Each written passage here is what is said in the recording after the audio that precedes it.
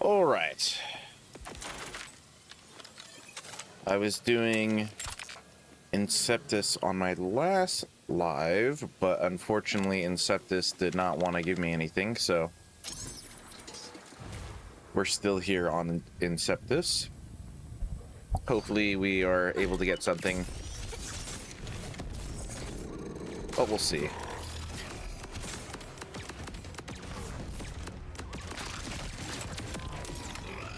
We shall see.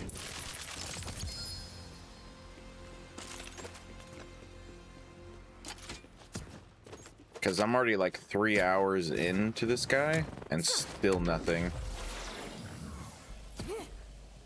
Which kind of sucks, but it is what it is.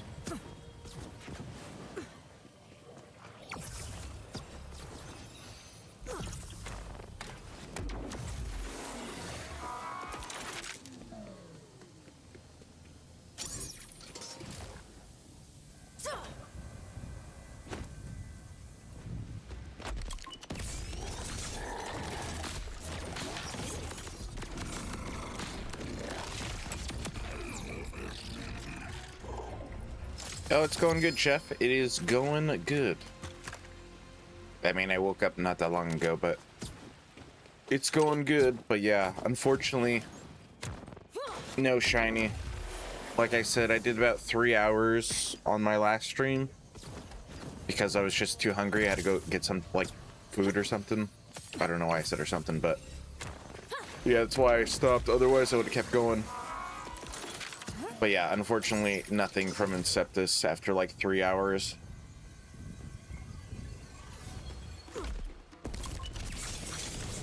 So hopefully it goes better today. Because I still need to do Radix as well to get the Anarchy. Luckily, Origo's already done. And then after that, I don't know. Maybe do some God roll farming since the drop rates are increased? I don't know. We'll see. We'll see.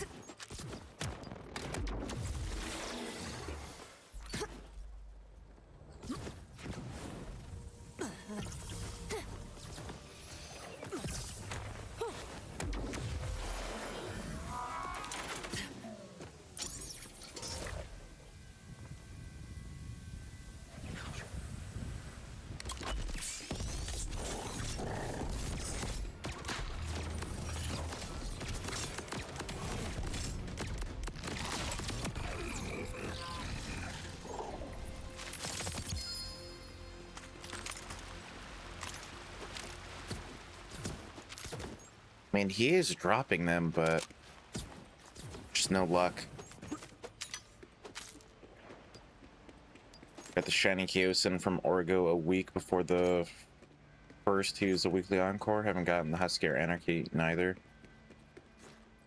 Yeah, I mean, now is the time, but then again, I mean, the big encore bosses will not be changing until January 8th, so I mean, there is time for sure. I just wanted to get these out of the way, that way I could do some god roll farming.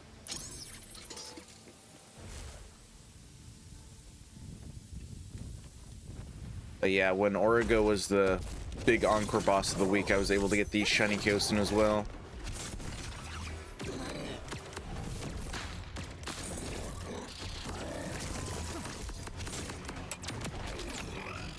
That only took me like 2 hours, I think. Do I have it on me, maybe, actually?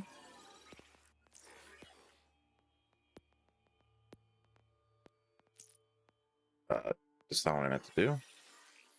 No, I guess I don't. Oh, I think it was on my Amon is why. That's why. Yeah, my Amon probably has it.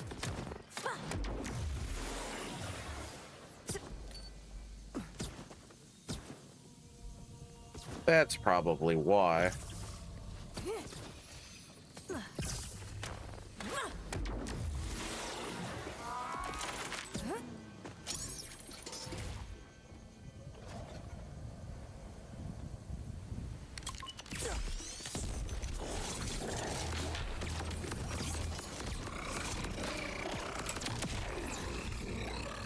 Really? So the drop rates are good, huh?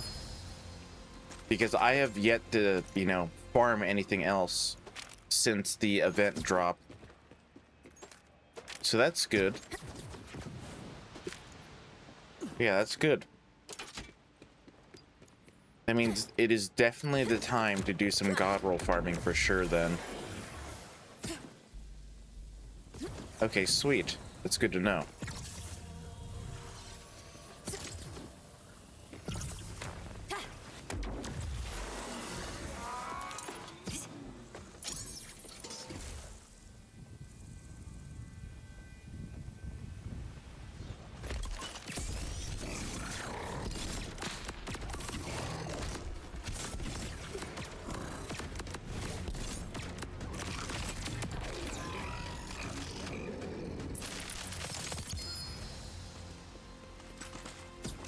That is good to know.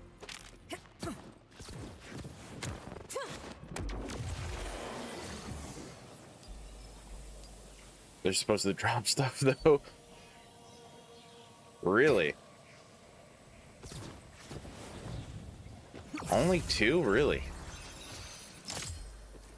Interesting. Yeah, the fisheye is pretty good as well, especially if you're doing a Vex sniper build. It is pretty dang good.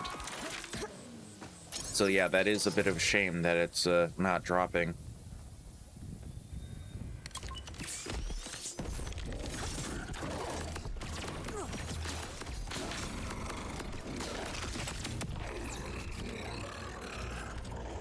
Good, good. That is good.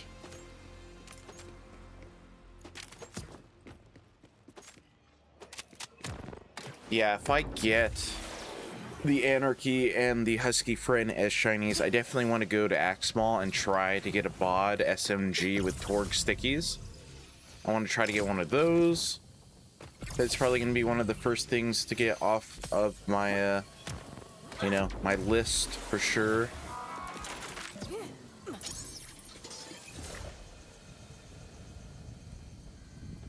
Man, too bad Origo is a big Encore boss. I would like to get a Watts for dinner with Siphon and Amp on it.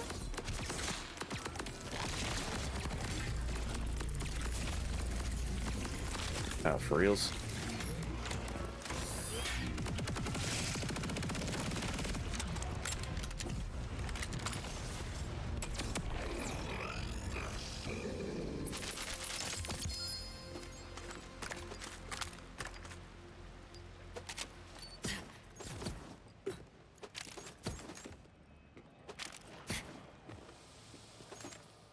And then what else? I should have made a list, to be honest.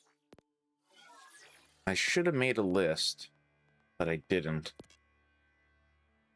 Like, there's a bunch of stuff I want to get. I just need to think about it.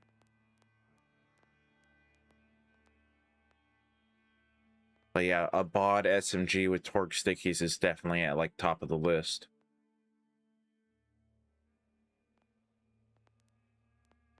So I have a shiny, and I was farming Axmal, like, I don't remember what for, probably for his loot. And on my second run, I was able to get this shiny right here, which is pretty nice for the build.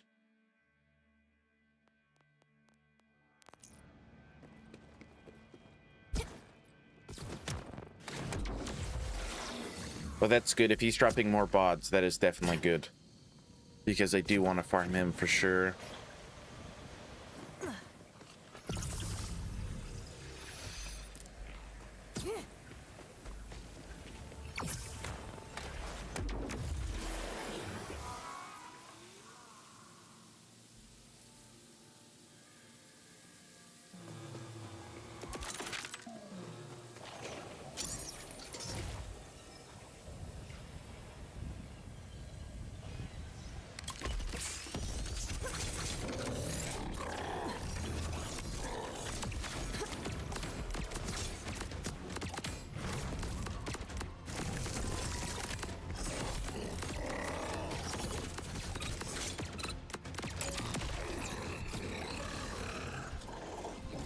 And it's too bad Bloom Reaper's not affected either.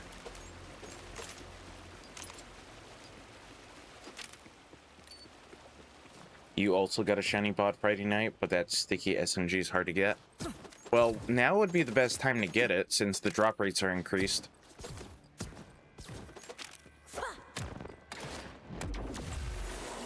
Honestly, it is pretty good. I mean, I'm using a... this is my class mod that I'm using right here. With that kinetic damage and sniper rifle damage, it does a lot of damage. It does a ton of damage.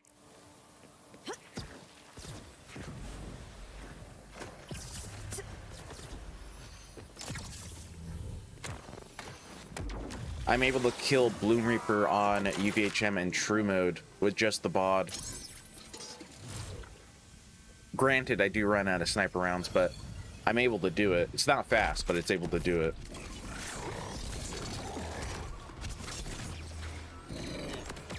Same. Same. I want to get better rolls on my stuff as well. Hello, Sonic. How you doing today?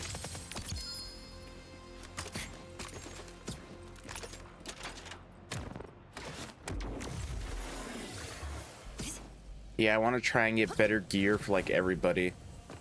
Especially my Harlow. My Harlow needs it probably the most, to be honest.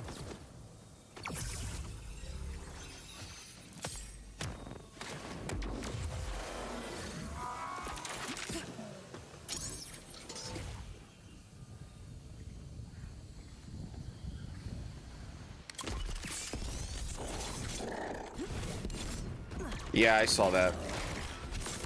He's going back to BL2, and he's doing a 25 times playthrough, I think is what he's doing. But yeah, I saw that. I mean, it makes sense, to be honest. There's literally nothing to do in the game.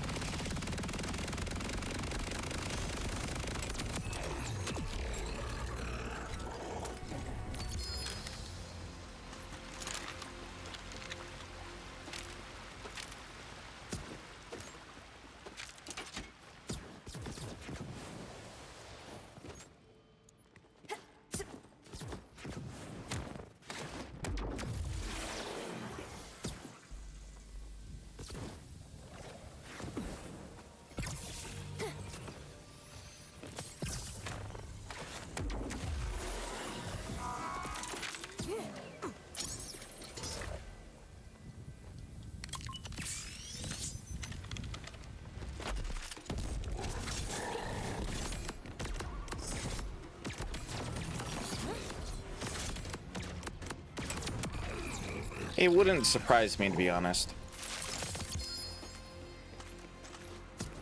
There's unfortunately just nothing to do outside of, like, you know, shiny farming or getting god rolls at the moment. That's kind of it.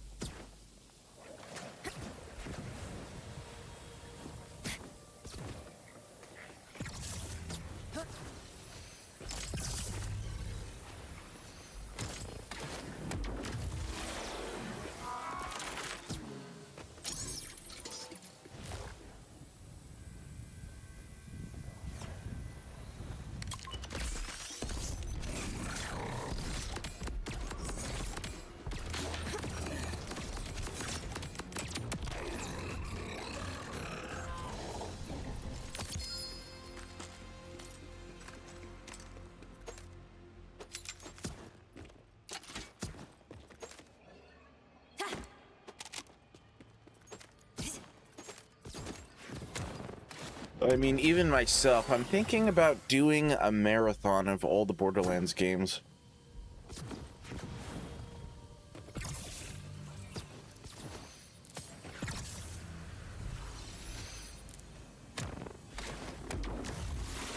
I mean, I'm not even on, like, UVHM 1, because honestly, this guy drops the same amount of loot.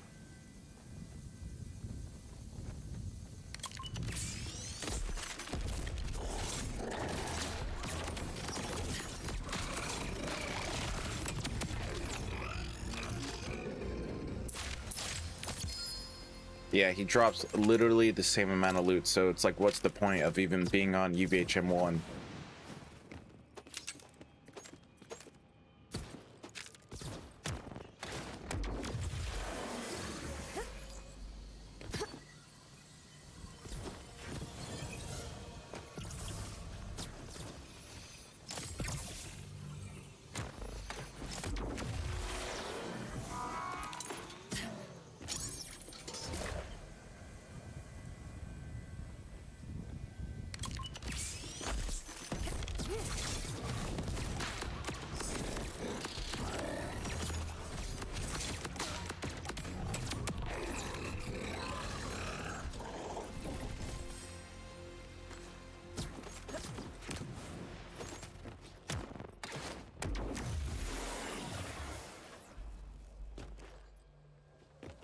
There we go. Jeez.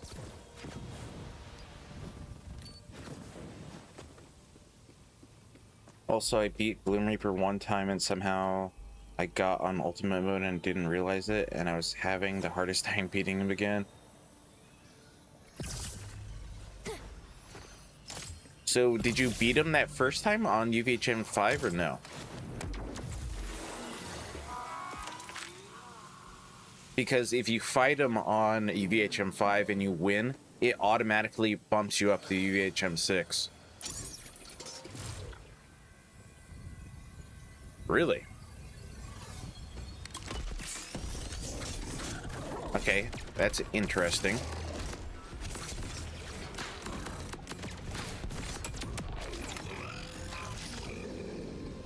So what, it just gave you UVHM 6 even on UVHM 1?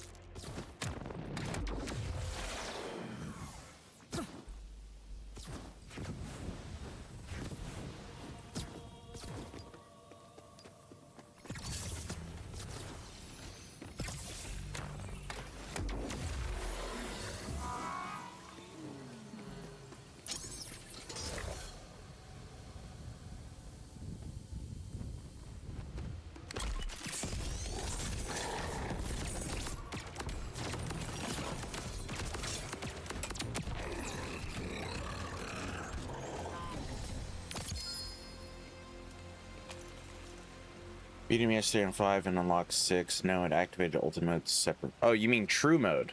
Is that what you're talking about then? True mode?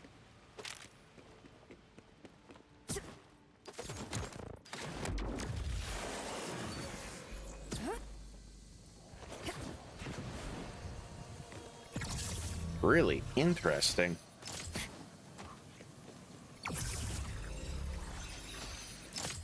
Yeah, true mode is, you know, definitely the hardest part of the content for sure. It just scales them up so much. Outside of like raid bosses, I don't know if I'll ever turn it on.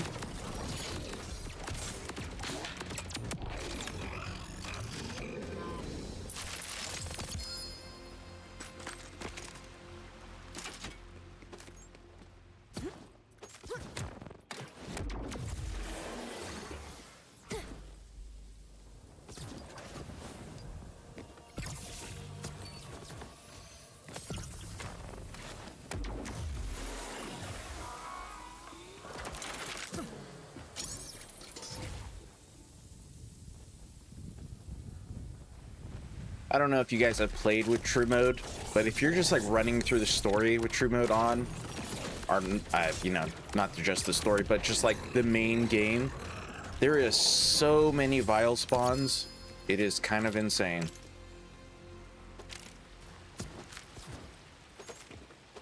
So yeah, I probably will only use true mode for like raid bossing, and that's it.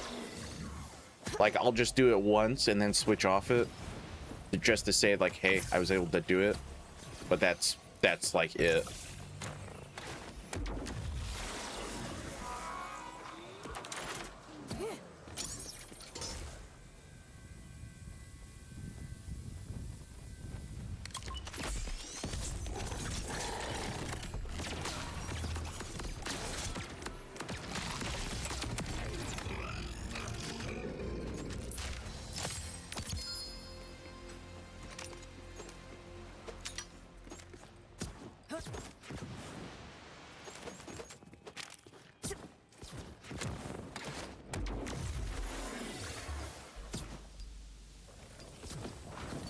Played Wonderlands again. It felt good popping Banshee again with dual laser hand spells. Honestly, the one thing I really wish that they brought back from Wonderlands is the melee weapons. That would just improve melee so much. Thank you, Will Pat, for the follow. I appreciate it. But yeah, I really wish they brought back melee weapons like they did in Wonderlands.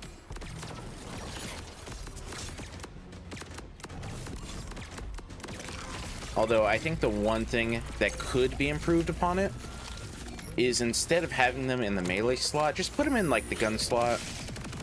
That way you can always have a, you know, an axe or a sword or a hammer out, just like I'm holding the gun. You know, the sword could just be there or whatever, instead of just keeping it in your melee slot.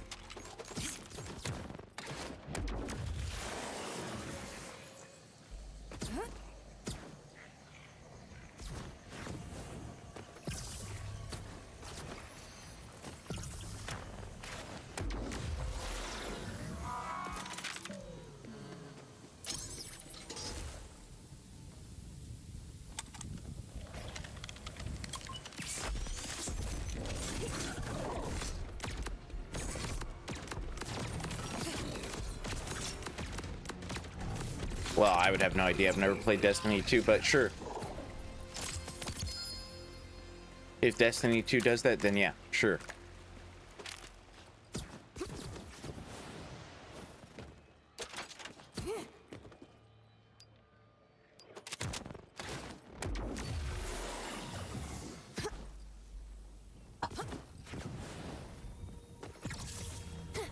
But yeah, I think having actual melee weapons like Wonderlands and then doing what I said would improve melee builds so much.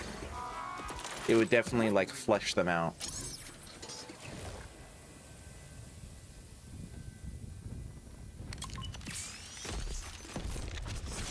Will they do that? Probably not, to be honest.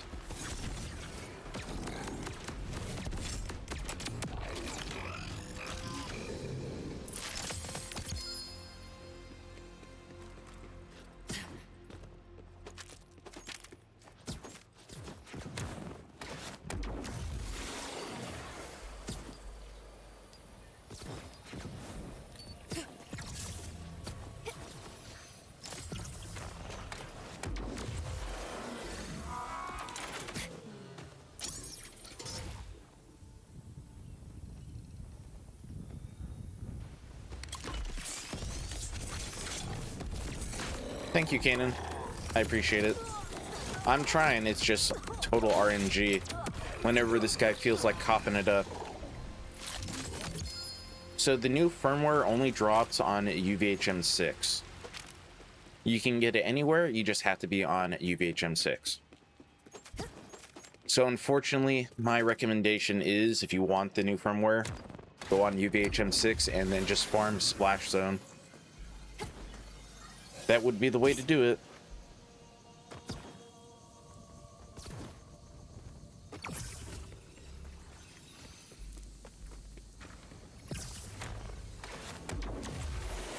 Although apparently it's like super rare to get, even on UVHM 6.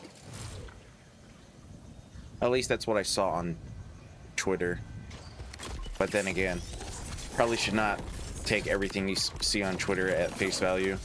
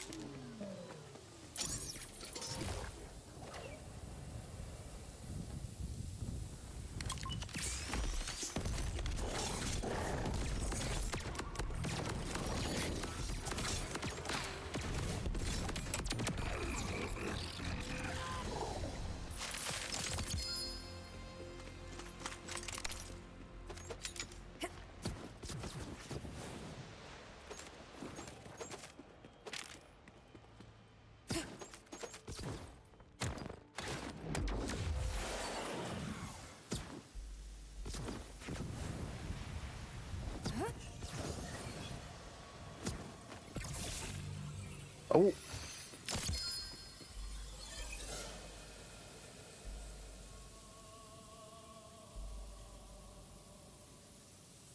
Do I have a bunch of these? I mean, this is good if you want to use the oh my god. I don't know about the skills since I don't really use it. I'll take it just in case, but I think I have a bunch of those. pretty sure I have a bunch of these.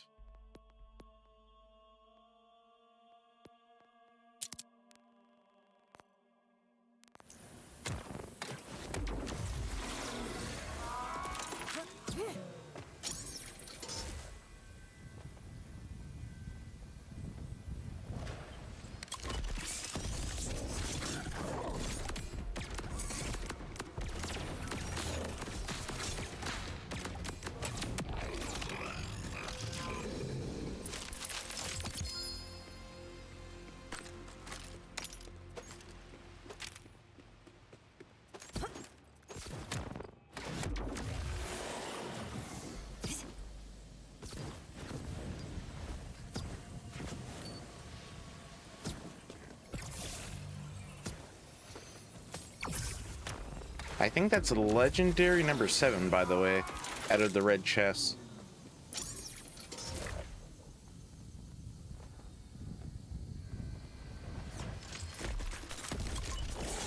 Ooh, getting a little bit of lag. May have to do a quick save and quit after this one.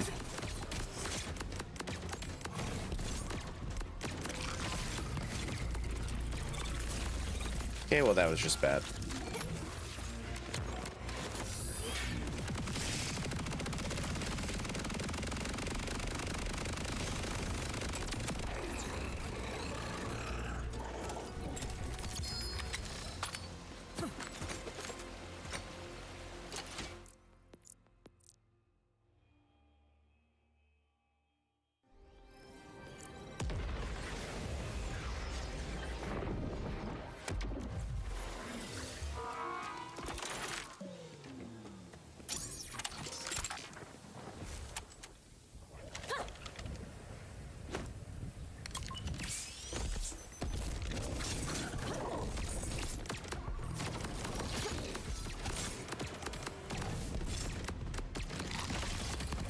Probably super fast. I have yet to test it out on him, but probably super fast.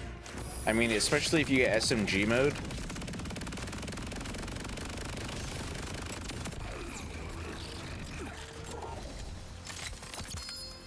Yeah, he can probably make it go super quick.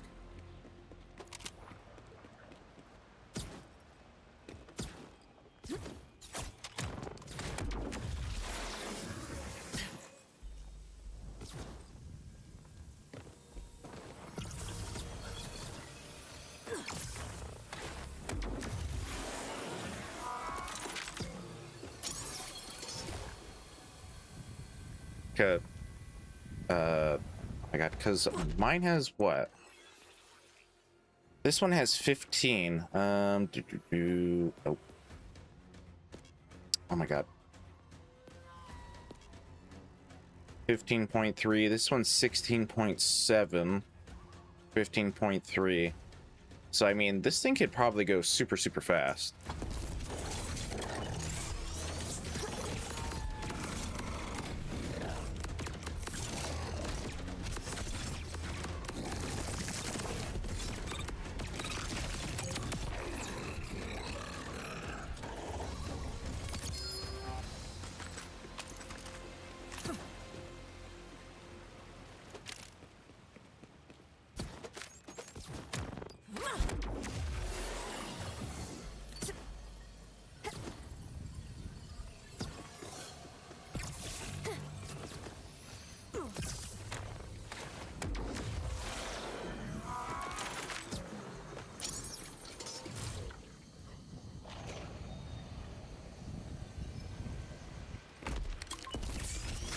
Yeah, no problem, man. Thank you, Bear Gloves, for stopping by. I do appreciate it, as always. And then I do hope to see you next time. But yeah, thanks for stopping by. And then, have a safe day at work.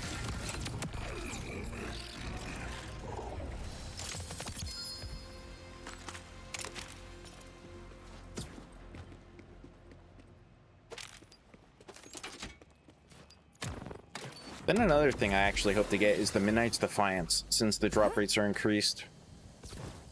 Since it is a world drop only item. I mean, I got the Forsaken Chaos, but that thing, honestly, I don't think that thing was intended to be used on UVHM 6, to be honest. I think that was made before, you know, the intention of UVHM6, so it kind of suffers.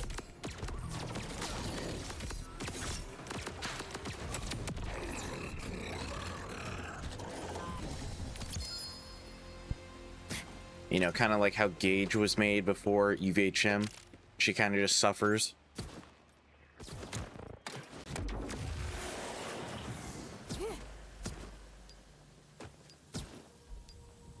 True. Getting a Jacob's part would be pretty sweet.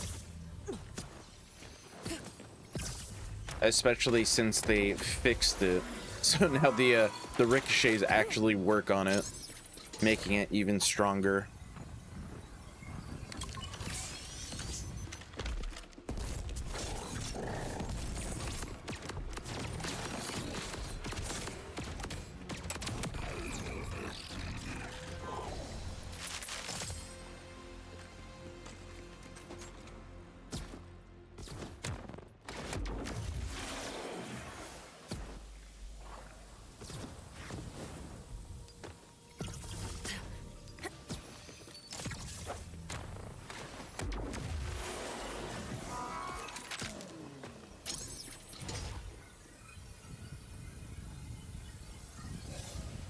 But yeah, there's a bunch of stuff that I want to get. A bunch of stuff.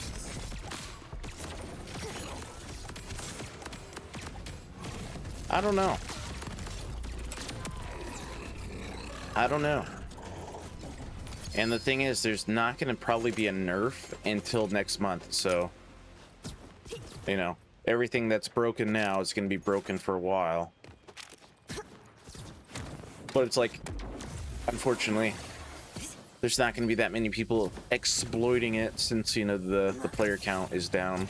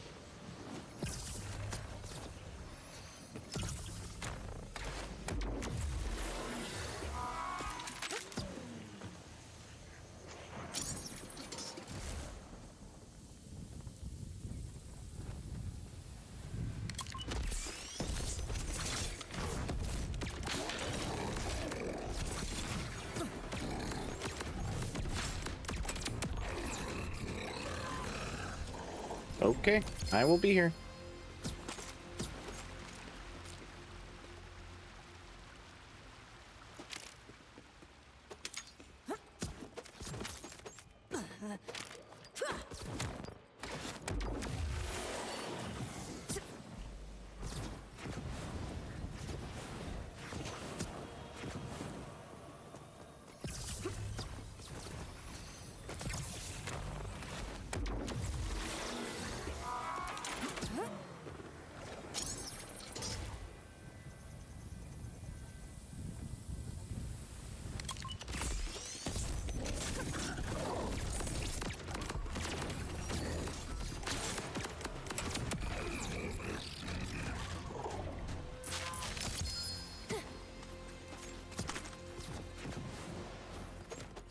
Man, I hope Inceptus is not one of those bosses where it takes you like 3 days just to get the shiny weapon.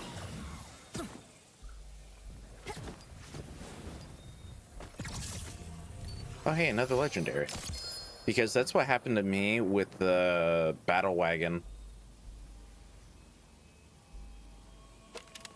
It took me 3 days and 11 hours to get both shinies, and that sucked, to be honest. That was kind of torture.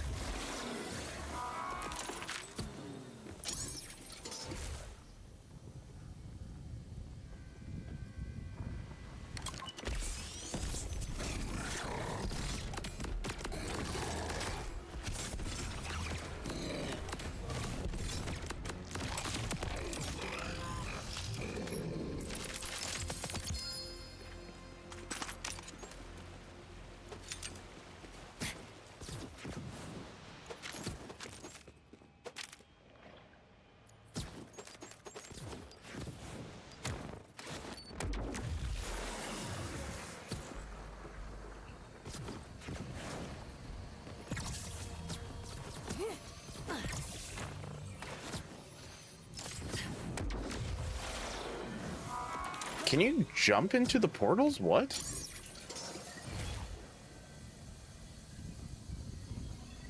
Is that a thing? You can just jump into them?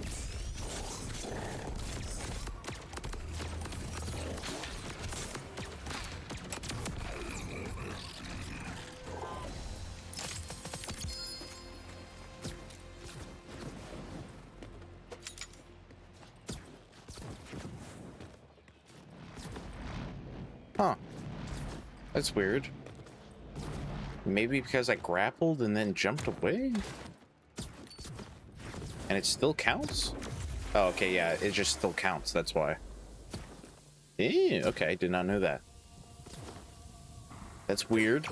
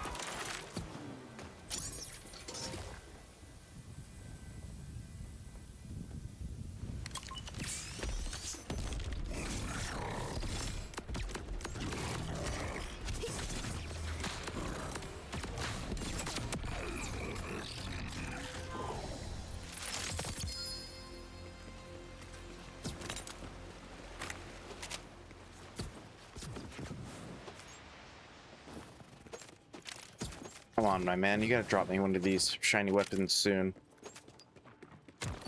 Considering you only have one that you can actually drop.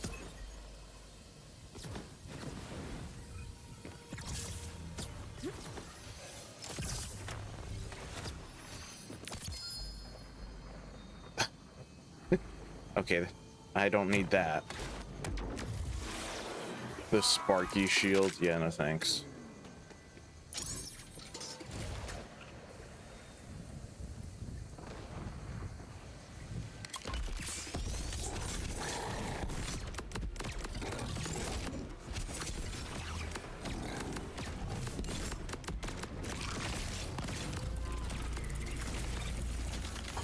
Well, rip.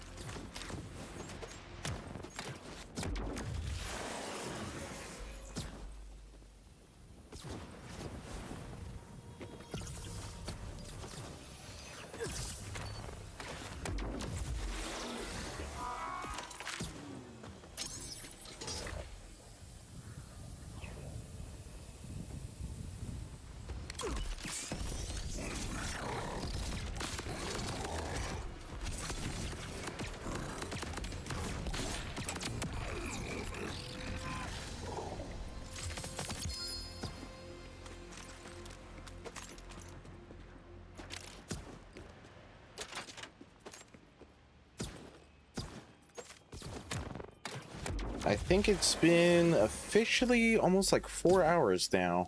of total farming for him.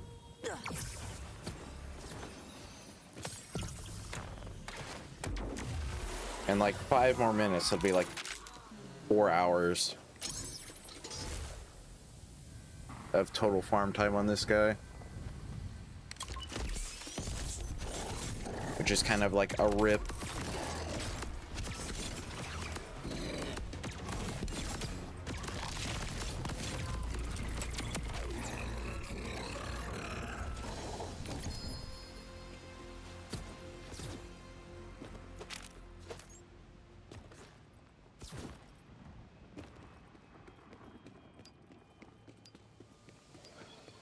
It's one of those. Never mind. I mean, he is dropping them, though. That's like my 4th one I've seen with Jacob's parts. With a Jacob's part, there we go. Although the Husky Friend is not a good weapon.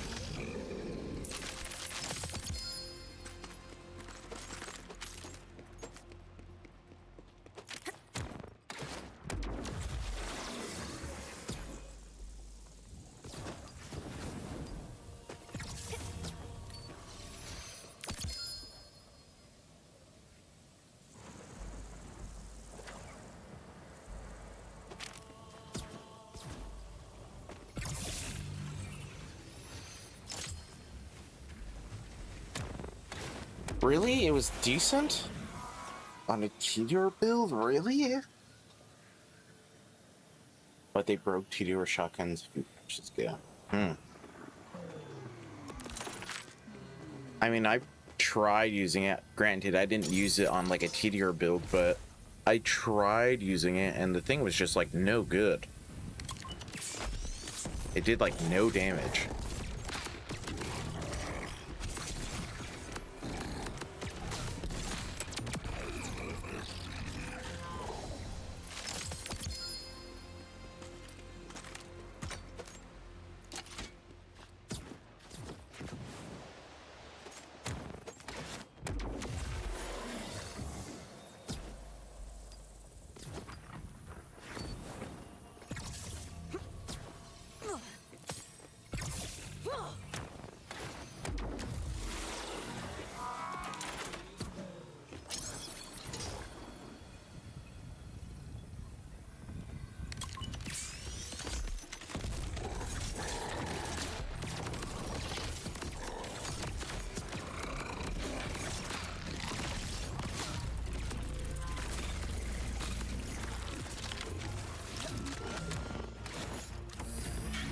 I'm actually not a fan, really, of Tedior weapons, to be honest. Like, the chuck mechanic is kind of cool, but I'm not really the biggest fan of it.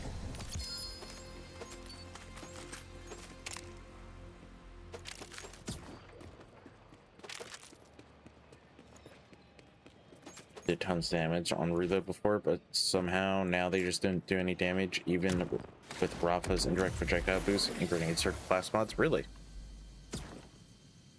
Because when Bloom Reaper released, I don't know if you saw this, but K6 was doing a Rafa like just Tedior chuck grenade kind of build with like the chuck and I don't remember what grenade, and he was having such a rough time. It was hilarious. He was having a terrible time, so maybe that's why.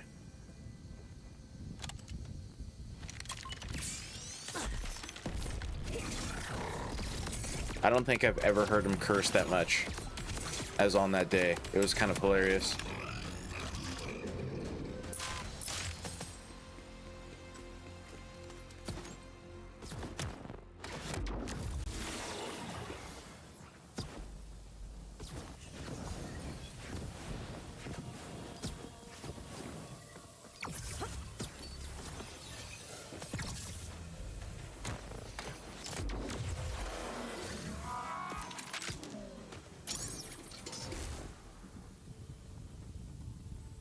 But yeah, I mean, I don't even like using TDR weapons. Oh, so you did see it? Okay, yeah. Yeah, I was peeking in on all the, you know, other streamers on that day just to see how they were doing. And he was definitely having the worst time, I think. Out of everybody, he was definitely having the hardest time. It was kind of hilarious. He was definitely getting rage baited by the raid boss for sure.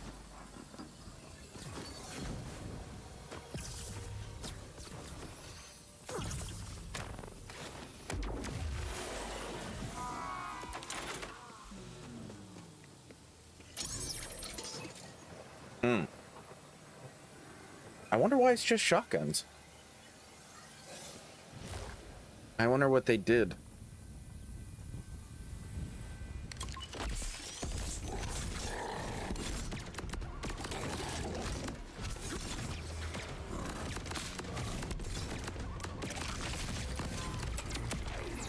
I felt a little bit of a hitch when coming in here, so I guess it's time for another save and quit.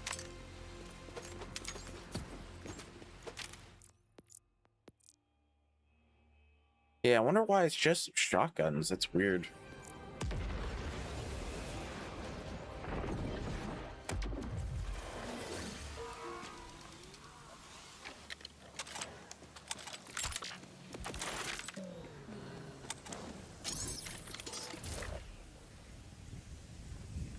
To one throw, kill vault bosses, but now can't even kill a single mob.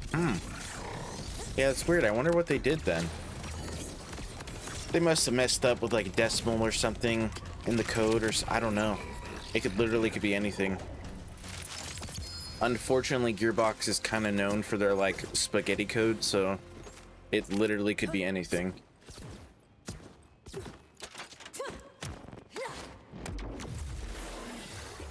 Could be just a weird decimal they placed. It could be they didn't close something off right.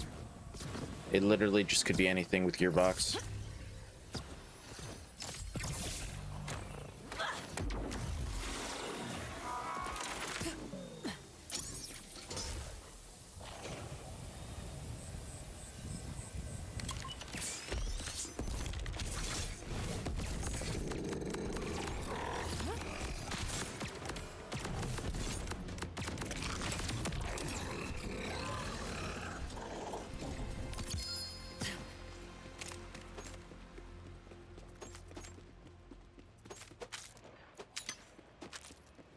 True.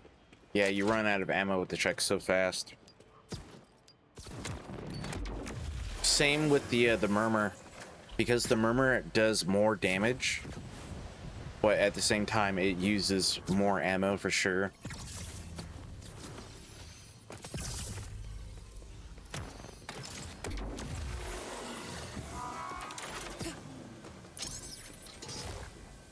But yeah, I mean, I don't really use Teeter weapons. They're just not really my thing. Are they strong? Yeah. They're definitely strong, depending on the game. Just not really my kind of thing.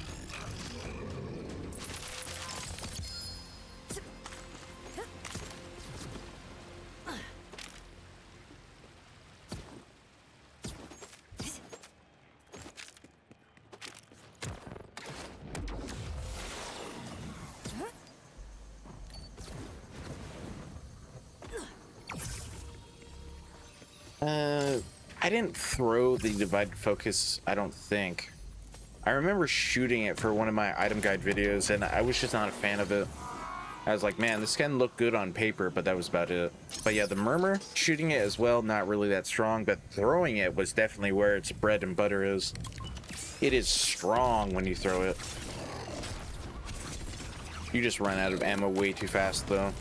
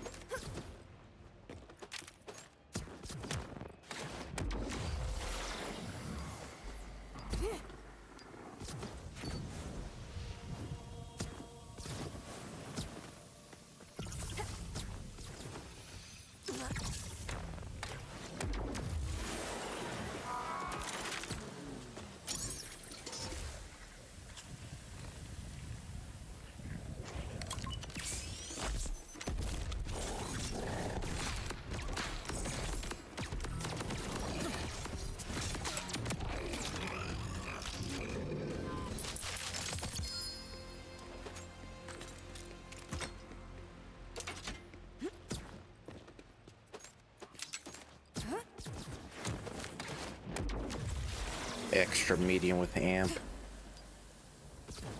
Gross.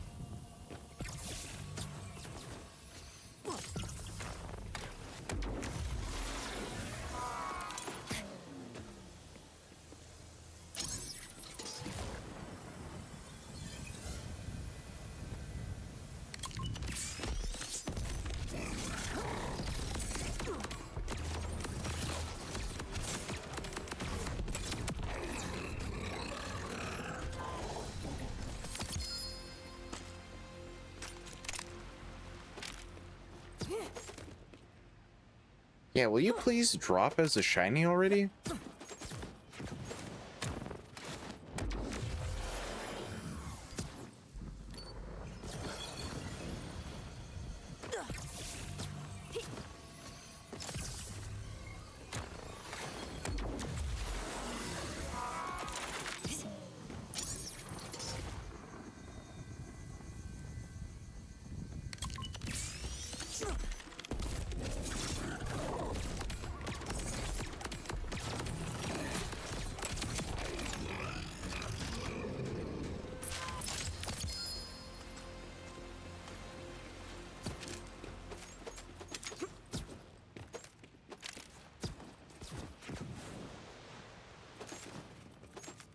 It's like taunting me.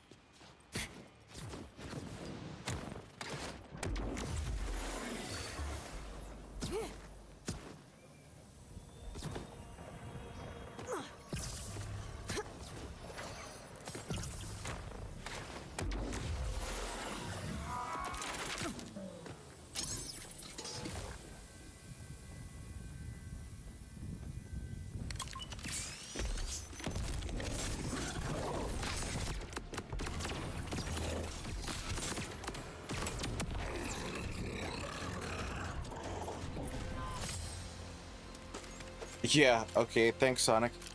But yeah, thanks for stopping by. I do appreciate it as always. And then I hope whatever came up is not, wrong or, gonna go wrong or bad or anything like that. But yeah, thanks for stopping by. I do appreciate it as always. Then I do hope to see you next time.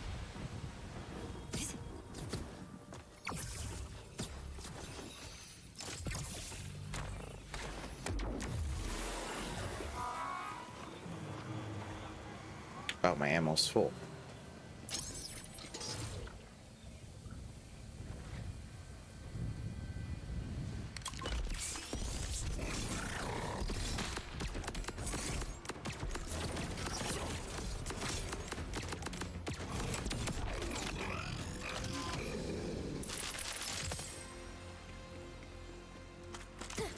Yeah, the title says shiny farming Inceptus and Radix, and I don't think I've farmed Radix yet. I don't know why I said think, because I know. I know I haven't farmed Radix yet. Oh my god.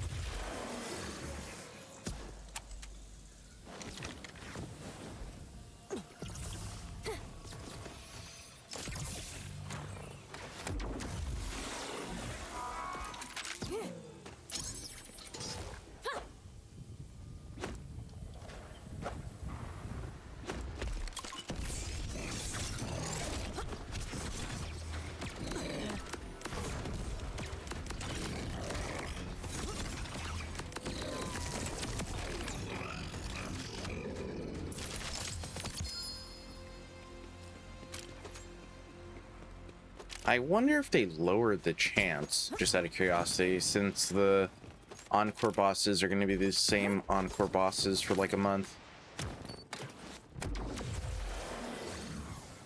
That's just me going on like copium.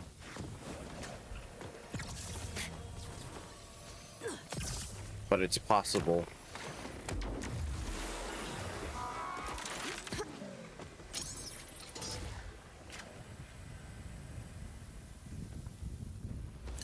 Love these things.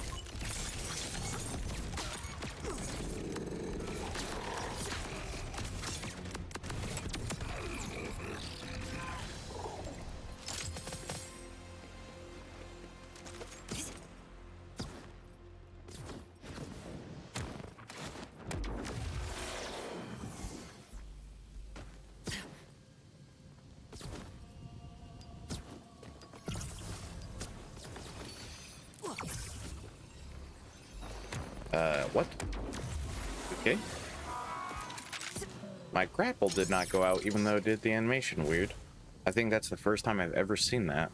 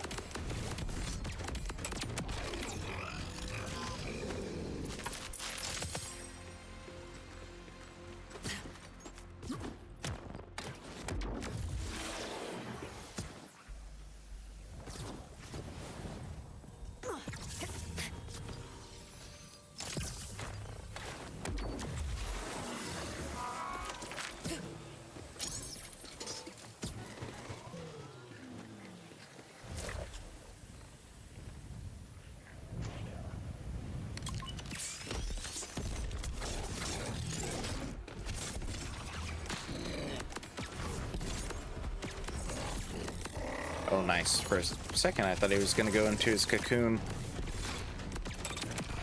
Nice.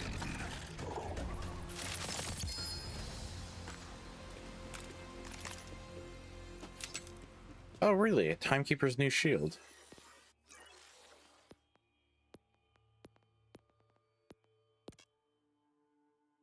Doesn't have anything on it, unfortunately.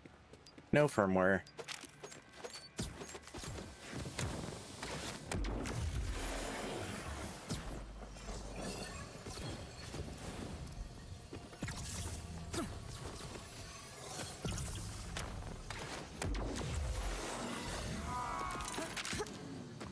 Man, maybe I should switch to Radix. Maybe Radix will get me the shiny much faster than this guy. But it's like, what's if I stop and it's the next one that gives me the shiny?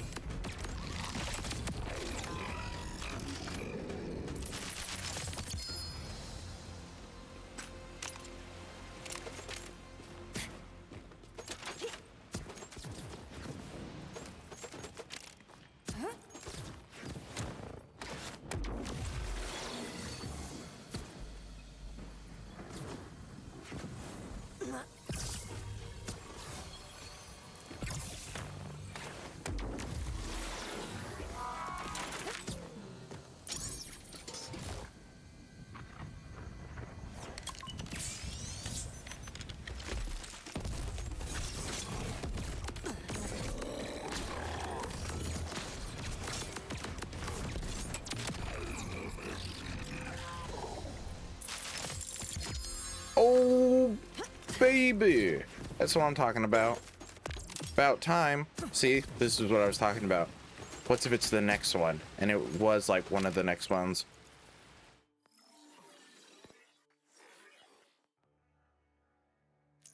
There we go. Whoo-wee.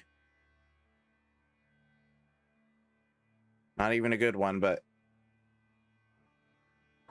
thank God I'm just in time to miss Sonic. Yeah. Bro, unfortunately had to go, but finally just got this bad boy. Thank God.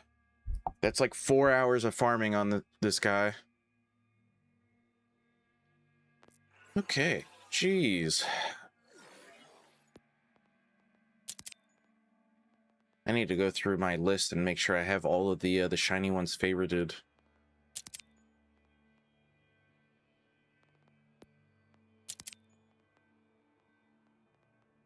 That way I don't like sell them. Yes, please.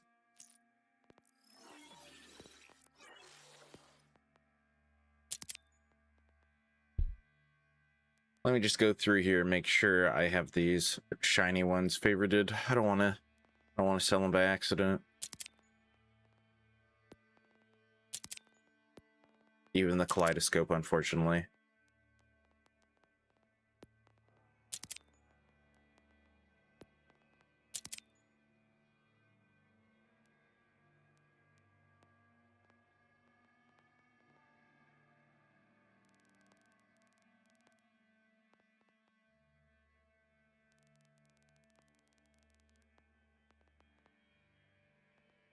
Okay.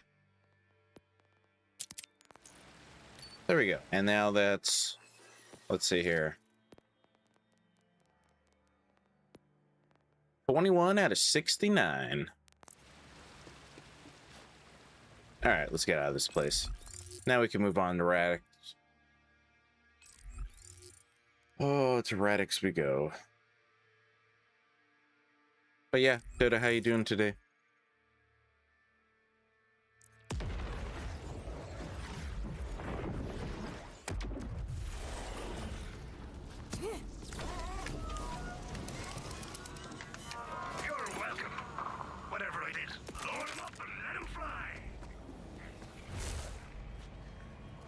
Come on, get the bunny hop. Oh, no bunny hop. You were a mistake. It's wet and miserable here in Hokkaido. What? I mean, it's gonna rain here, unfortunately, where I live on like Christmas Day. Like that. What is it? It's Tuesday, Wednesday, and Thursday, which is Christmas. It's gonna be raining, which is gonna suck. Because it doesn't actually like snow where I live, it just rains. Or sometimes, very, very, very rarely, it might hail. And that's about it. It's wet and miserable though, that sucks. You look ridiculous.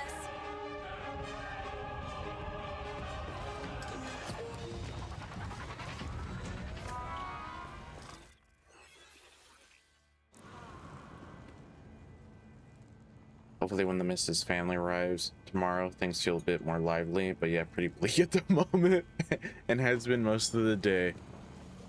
Sheesh. No pulse, no problem. I'll patch you up in no time. That sucks.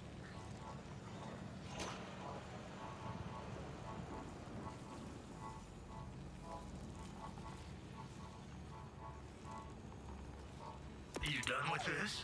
You sure? Always appreciate.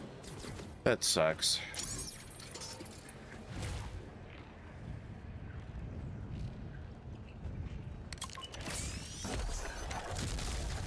Man, why are my textures not loading in?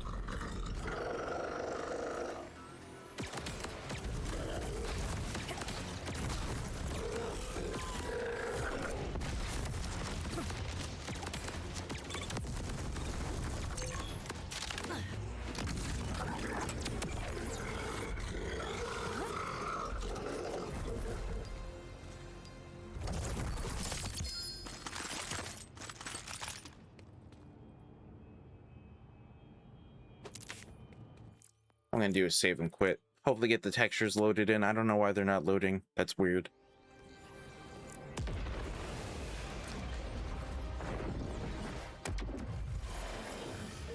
There we go, that's better.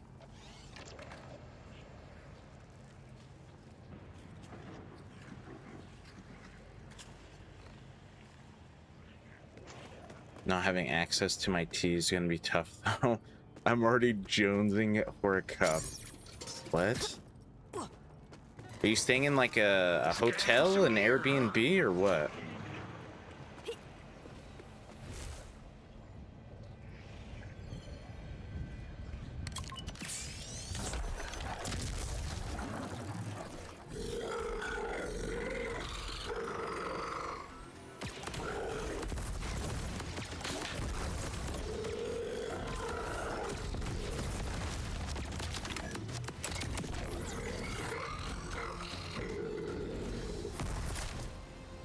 Maybe one of those like century-old inns, perhaps?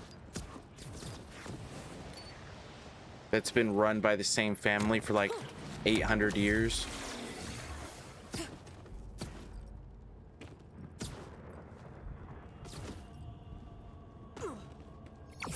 Guess more like an Airbnb, but it's actually just a friend of mine's holiday homes.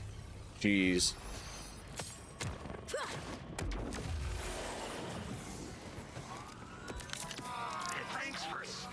Just one of his holiday homes. Jeez.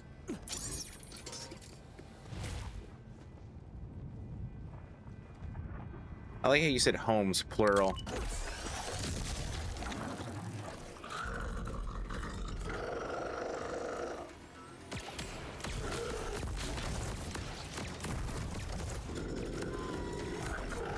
I may have to switch my weapon, actually. I may have to go back to using the bod.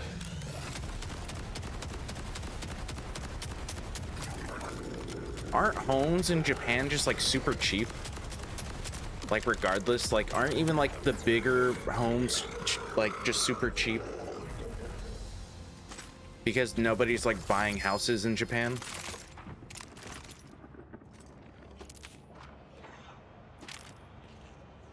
Oh, there's anarchy.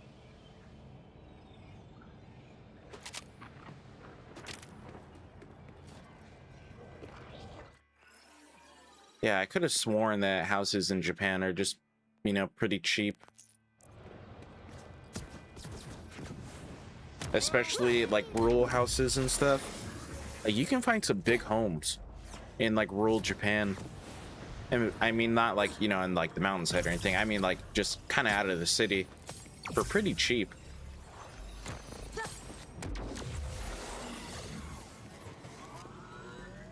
Okay.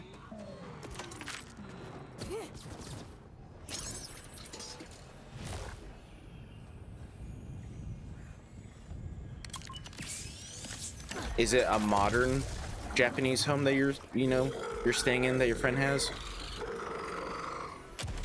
Or is it one of those like older houses? Just out of curiosity.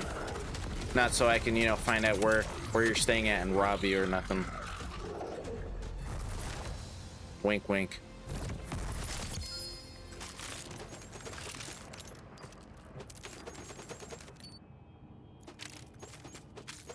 We're working on them and making them up to a living standard could cost heaps.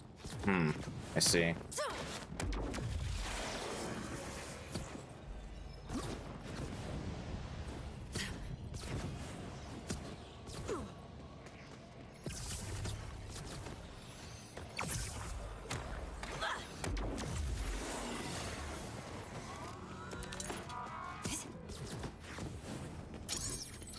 Modern features, but it is a traditional layout with 3 tatami rooms, but is a 6 LDK. Okay.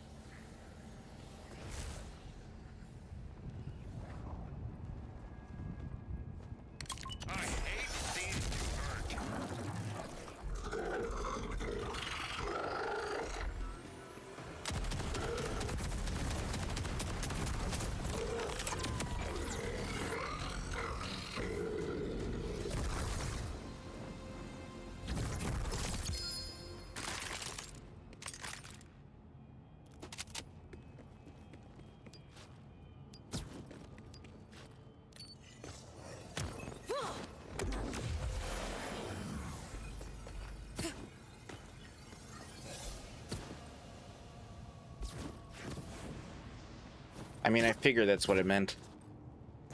I didn't know for sure, but I kind of figured that's what it meant. 6 bedrooms, a living room, a dining room, kitchen. That's a pretty big place. Although, hold on. Is it like American size bedrooms, or is it, you know, Japanese size like bedrooms? Because I don't know if there's like a difference if they're smaller there or not. I mean, my room's not really that big either, but the house I live in was built in like the 70s.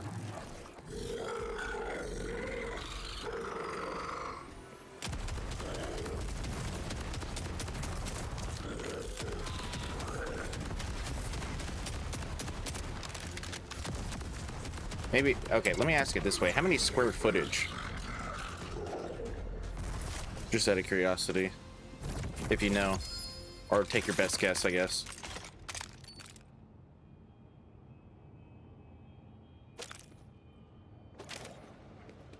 Oh, hold on. Eh.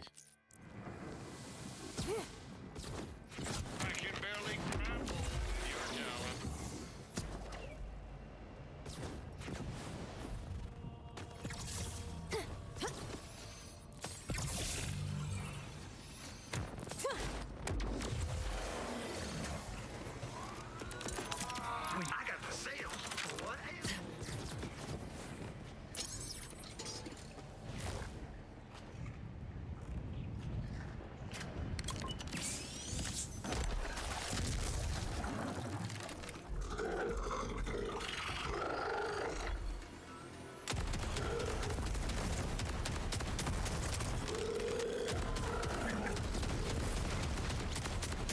Oh, okay. Yeah, I was just wondering. But okay.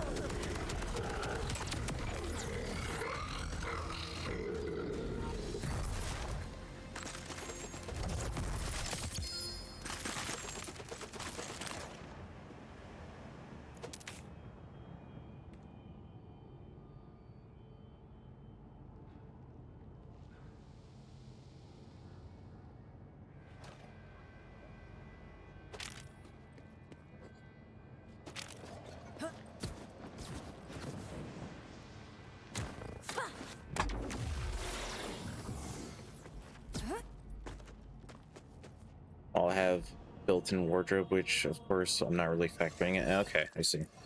Gotcha, gotcha.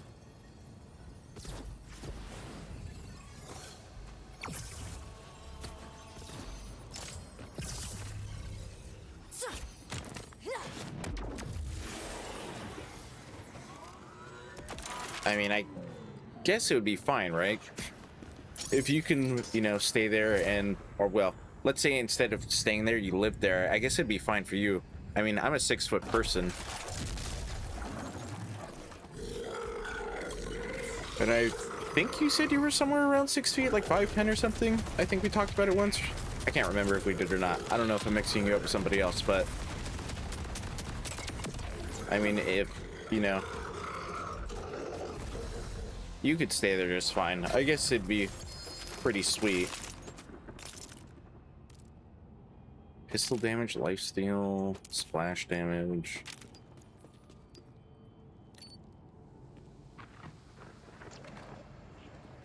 Come back for you.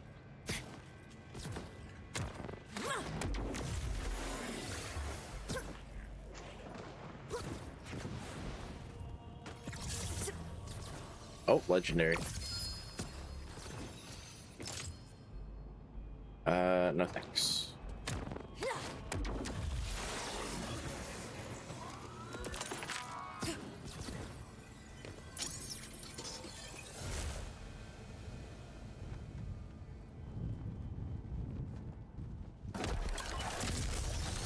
Up to 6'3" with a little ducking in some doorways. Okay.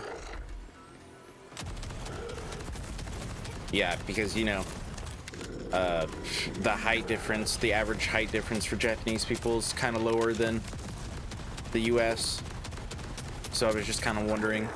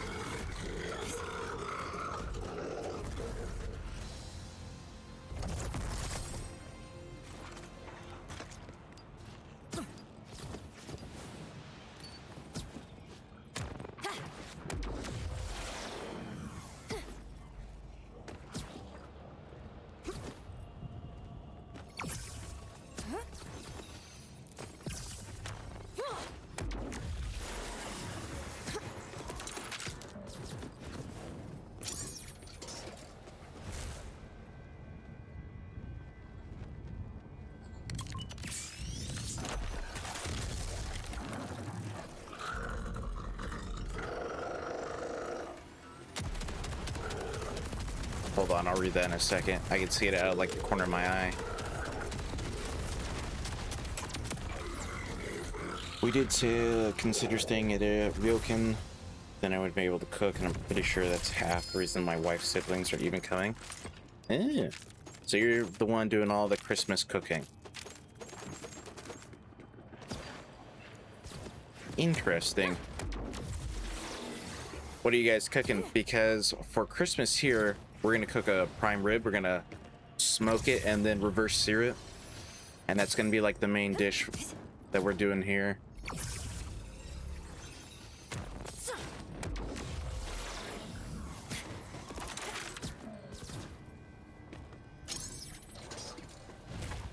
By the way, guys, Dota is totally Gordon Ramsay.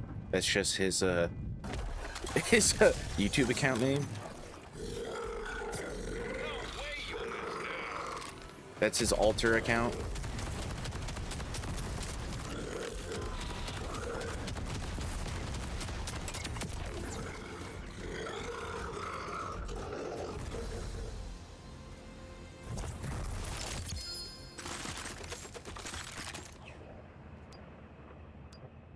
Oh, torch sticky.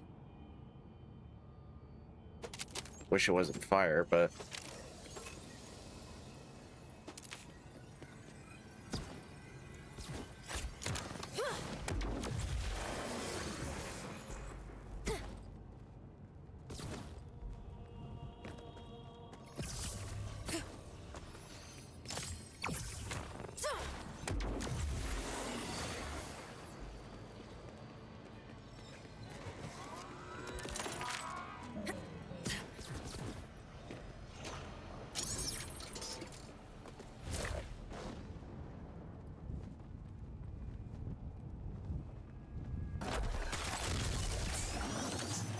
yeah, but this build is mainly for kinetic damage. And to be honest, I don't really use the Anarchy. Like, don't get me wrong, the Anarchy is very, very strong. It is a very, very good weapon. I just don't really use it. Okay, the loot beams are not activating, so we're going to do a save and quit.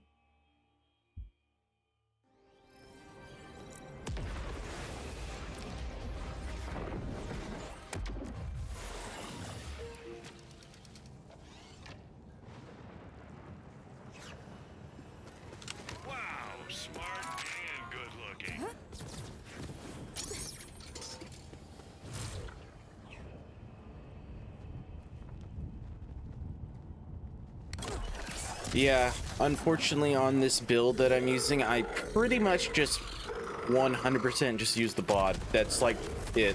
99% of the time, this is what I'm using. I don't really switch off to anything else. But not all traditional food. I'm going to be making some esogellin? Esgellin? I don't even know how to say that. Soup, some Korean beef hot pot, oh, some Brazilian chicken drumsticks, mushroom gratin, and some braised beef short ribs. Dang! What the heck is esogellin? I don't even know how to say that. Esogellin soup. What is this? Oh, it's a Turkish soup from red lentils. Is that cut off? I think that's cut off, weirdly. Bulgur and rice, known for a spicy, tangy flavor from tomato and red pepper paste, mint, and lemon.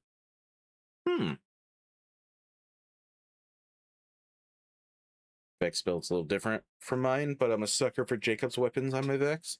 Yeah, Jacob's weapons are good. Like, the Bonnie and Clyde on this build is actually just super good as well. I just, unfortunately, just use the bod like 99% of the time. Yeah, this soup is actually looking pretty good. I mean, I don't really eat soup at like all, but it's looking pretty good. Just from like the pictures online.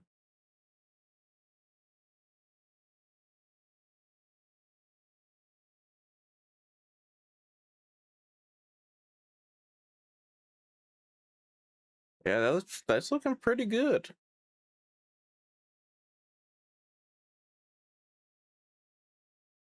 green beef hot pot. That sounds good. Brazilian chicken drumsticks.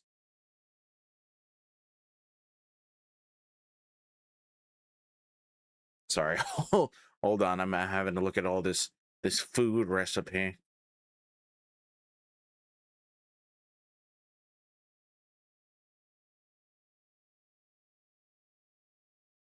I don't really eat mushrooms, so I don't care about that, but a lot of that sounds pretty dang good, my man.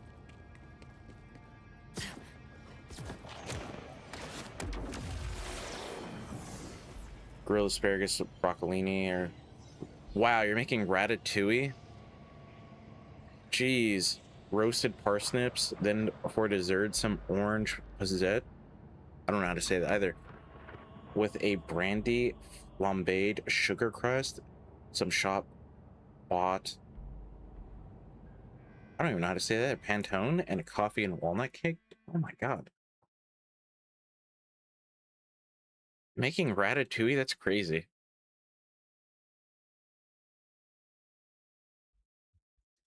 Dude, that is a huge meal. You're making that all by yourself?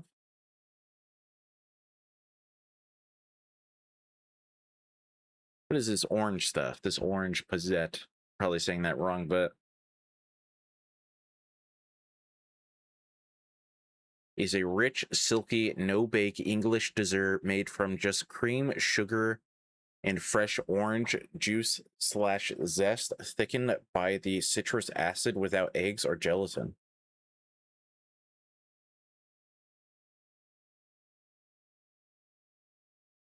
Doing the stupid fancy ratatouille from the film too, which does have a different name. However, if you say ratatouille, people think of that one anyway. True, the movie definitely makes you think of that one.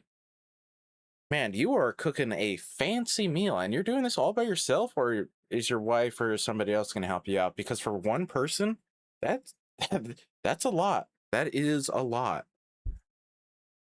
I mean, granted, most of this, like grilled asparagus, obviously, that's easy to make.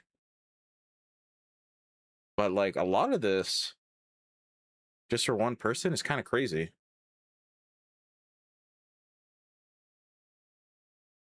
Probably about 8 hours of cooking or so. Jeez, my man, jeez.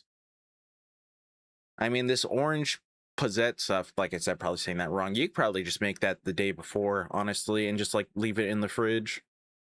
Like some of this stuff, I think you could just make like a day beforehand and whatnot, and you'll be fine. That way you don't have to do all this cooking on the same day.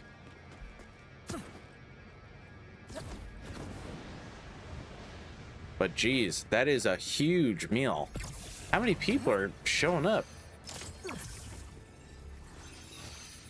Because that's crazy. That is absolutely wild.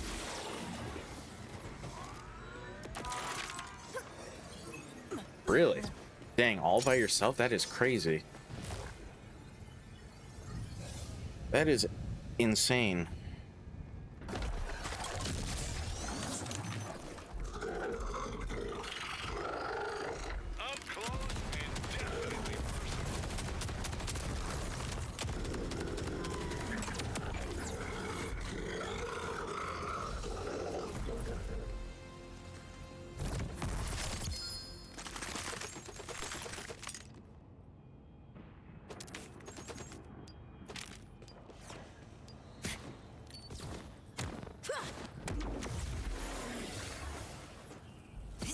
I mean, if you're cooking all that food, the kitchen must be pretty nice than where you're staying at. There must be a lot of appliances and stuff.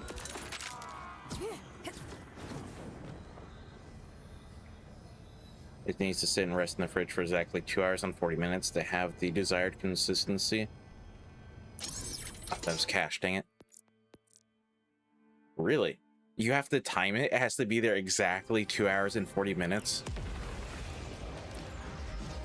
Okay, well, never mind. I guess you can't do that the night before then.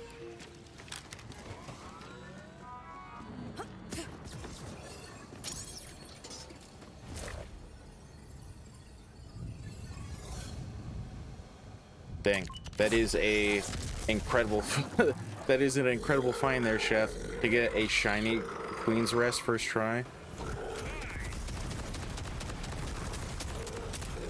11 people. Let's see. 1, 2, 3, 4, 5, 6. I think there's only like 7 or 8 for me, which isn't that big of a difference, but even like a couple of people definitely, you know, you get to increase the value of the food for sure. True, you could do a lot of prep work in advance, yeah. That's absolutely wild, though. That is a huge meal. That is absolutely wild.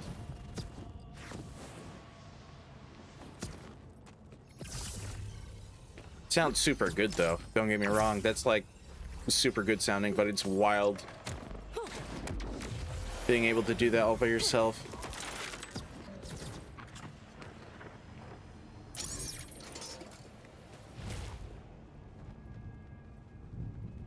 Okay, I see. That makes sense then. That makes a lot of sense then.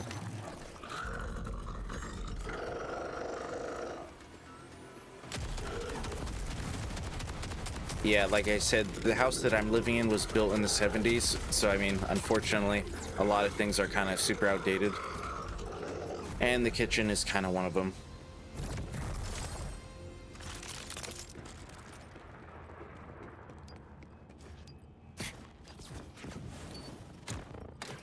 Yeah, for a meal that huge, I would definitely, you know, try to do some stuff at least the day before or something. That way you don't have to do everything, you know, the same day.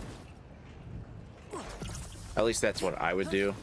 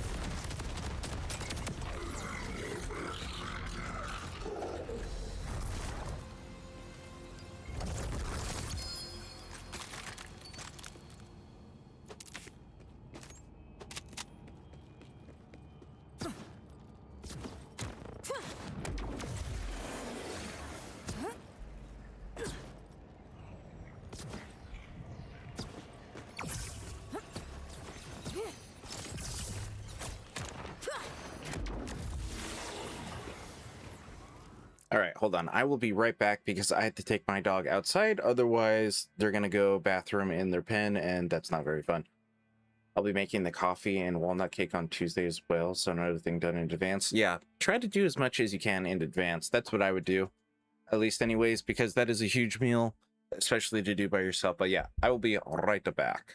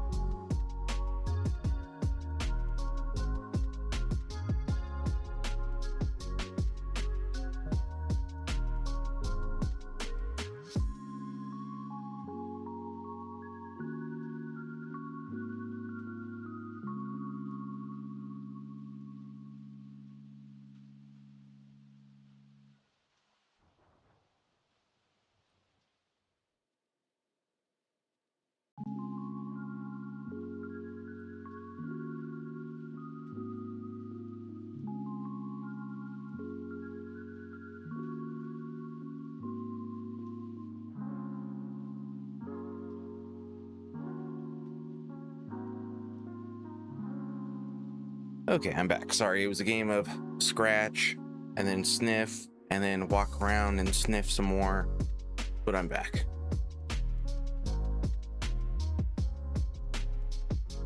Okay.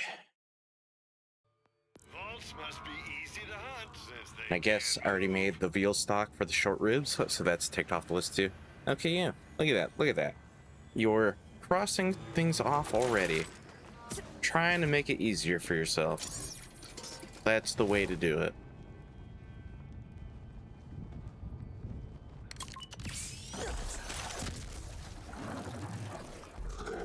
Yeah.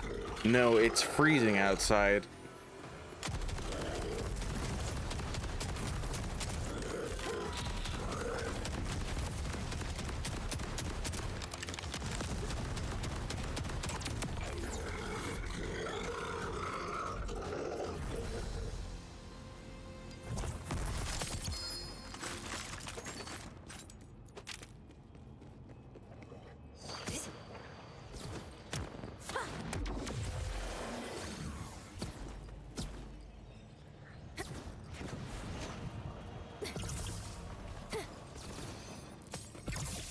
You're so impressive.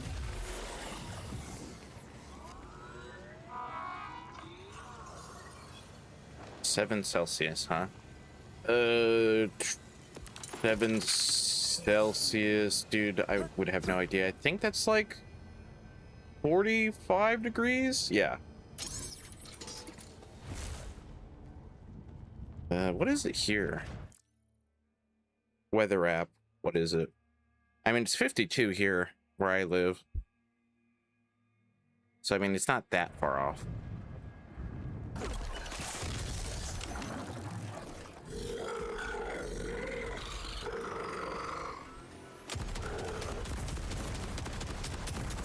It's definitely not the coldest weather I've ever experienced, because I've been to like places where it snowed before. That's where it's really, really cold, but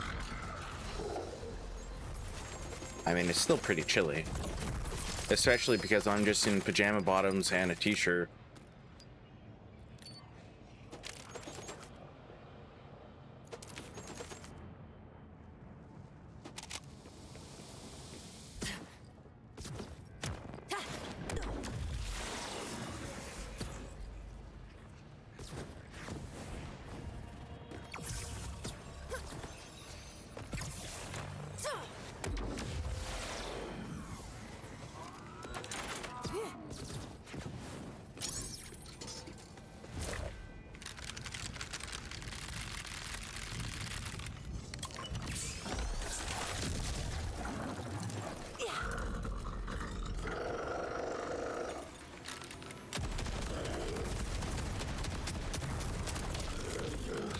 For reals, I got downed?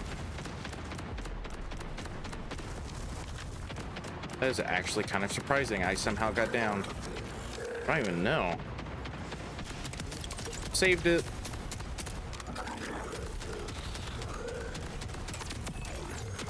There's a kotatsu here, so if it is cold during Christmas dinner, we can shuffle the old people under that. Oh yeah, I was gonna ask you about that. If they actually had one or not. I was gonna ask you that and I forgot about it.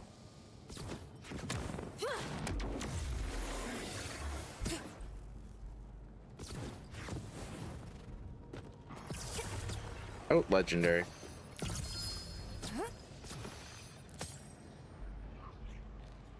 I don't really care for the Mad Blad.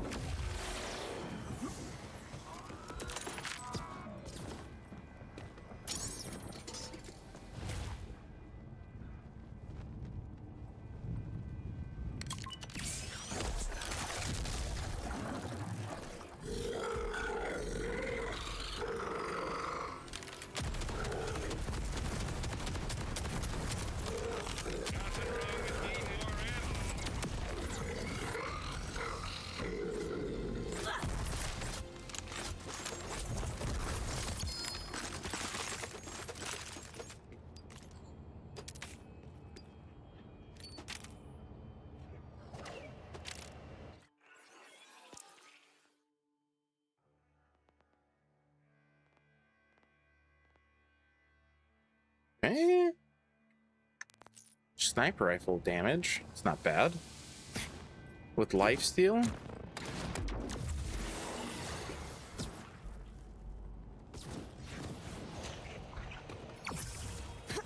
It's not too shabby.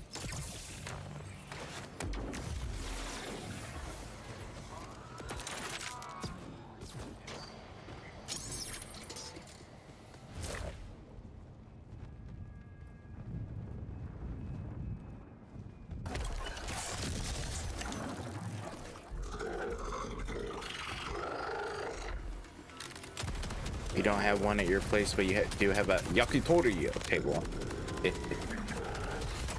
Sort of thing, like a sunken table with a grill built into the tabletop, which gets a reasonable amount of use. Huh. I don't think I've ever heard of one of those, a yakitori table. What? I mean, I know what yakitori is, but... Table? I mean, I think I know what you mean. Right, it's gonna have like a grill in like the center of it. Oh no, this is completely different from what I was thinking of. I was thinking like those restaurants you go where you cook your own beef kind of table. Unless you're... I guess you mean like one of these.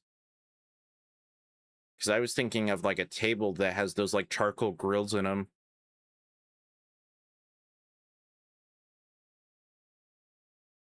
But yeah, no. This is probably what you mean. Or maybe like one of these.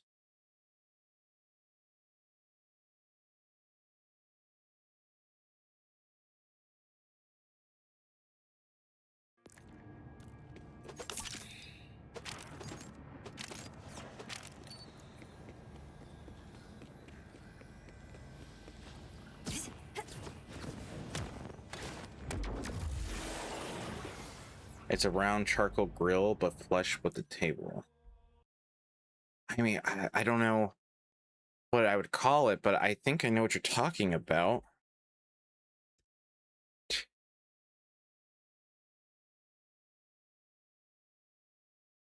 I mean, I know what you're talking about because I've seen them before. I just don't know what they would technically be called.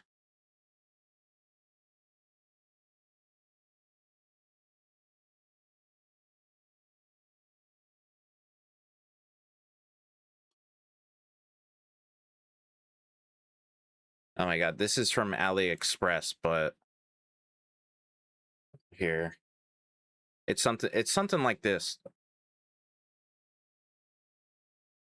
Maybe is what you're talking about. Something more like this. Or maybe like this. Or something like this. Is definitely what you mean. They're not one of those.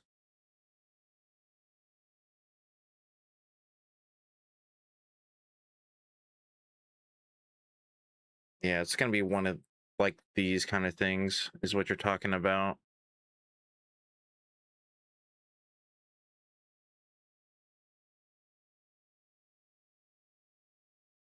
Yeah. I mean, that's kind of what I figured, but I put it in and it gave me that like grilled thing, so maybe I thought I was wrong, but I was thinking the right thing after all. But yeah, I do not know what the exact name for those tables are called.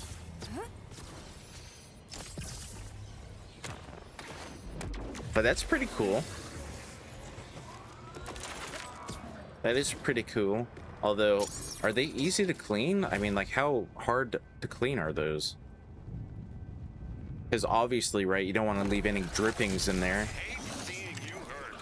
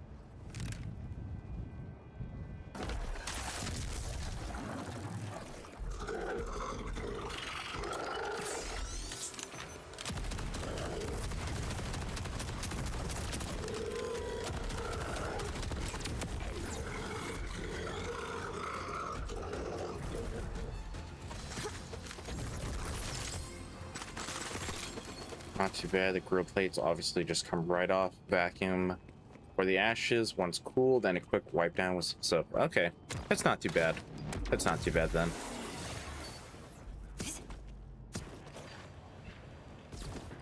Yeah, it's pretty much like the same thing I do with my smoker. So yeah, that's not too bad.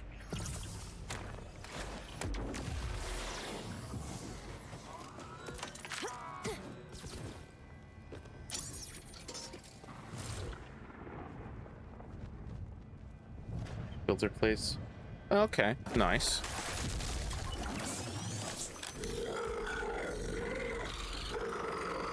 That's pretty nice as well.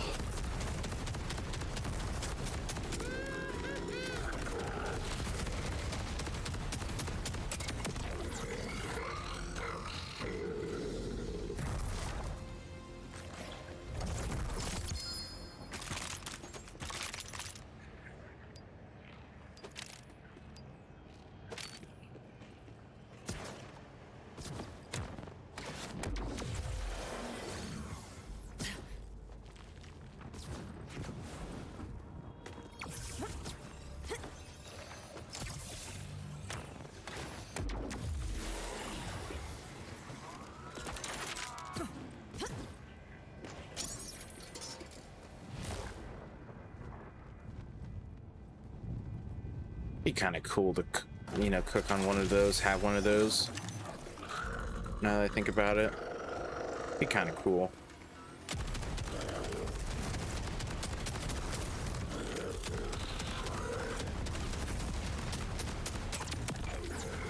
Gotta have the extractor going through. Apparently most people don't like carbon monoxide as a replacement for oxygen and nitrogen. Yeah. Yeah. Oh. You would think, right?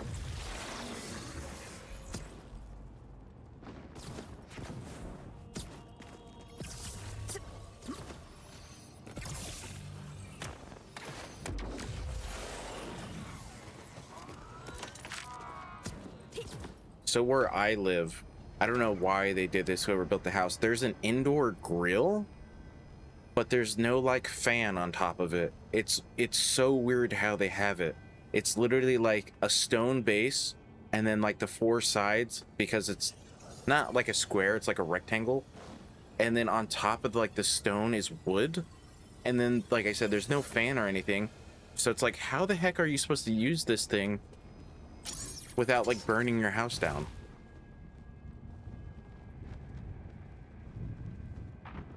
It's nice for a relatively intimate meal with friends or another couple. Don't use the bunch when it's just me and the missus.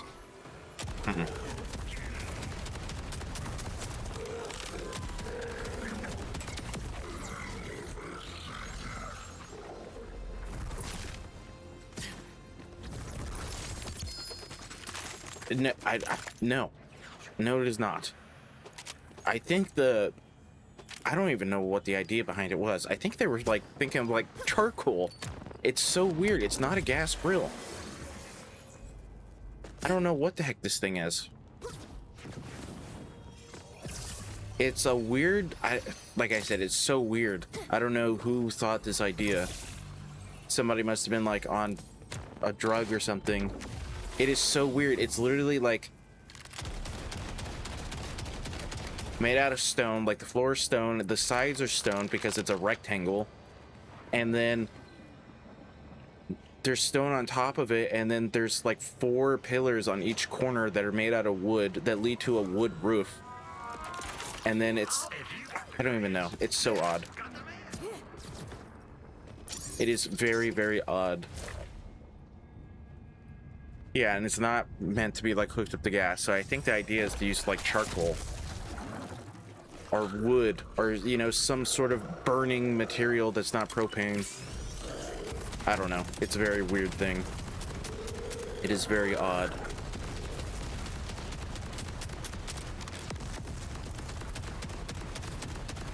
I would have no idea.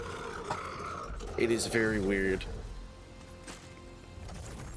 So it's just covered with some wood. I just have the entire thing covered, because there's no way No chance I'm ever gonna light that thing up. No thanks. I don't want to burn down my house. Yeah, it is very, very weird though. I don't know who was thinking of that idea.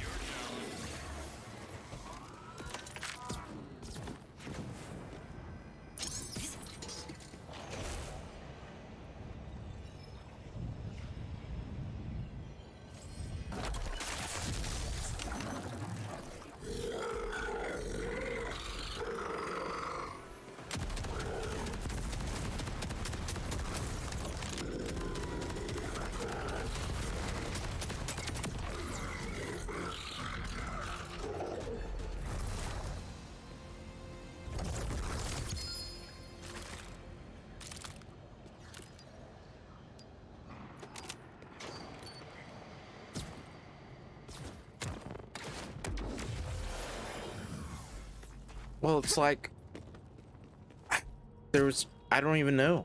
Like there's nothing like showing like, hey, they were thinking about putting one there, or like even having the idea of putting one there. Because it's like in the it's so weird. It's like in the middle. No, it's like a divider kind of from the living room to the kitchen dining room area. It's so weird. It's so weird. So it's like living room, the grill thingy, the kitchen, or excuse me, not the kitchen, the dining room, and then the kitchen's right there. It is in such a weird spot. I don't know what they were thinking. It's absolutely wild. But yeah, there's like no pencil marks, no nothing, no like, I don't know. It's weird. I don't know who came up with that idea. But somebody must have been on some sort of drug in the 70s.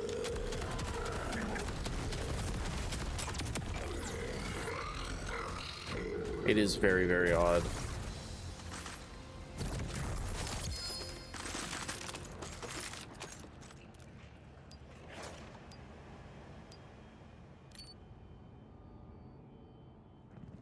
$1% each.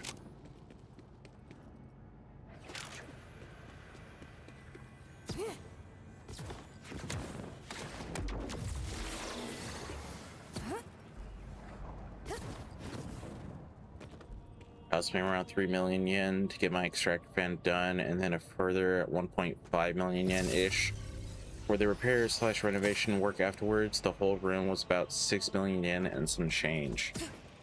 Sheesh. Yeah, but that wasn't during the 70s. So I mean, obviously prices have gone up. And then, you know, unfortunately, it's like salaries have stayed the same, so.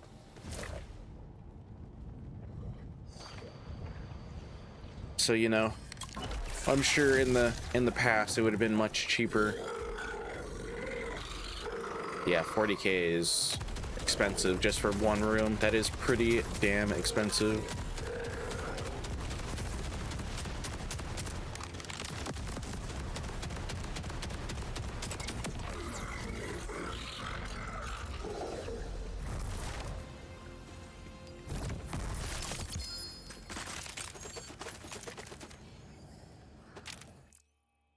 Early 2000s and 10s. Okay.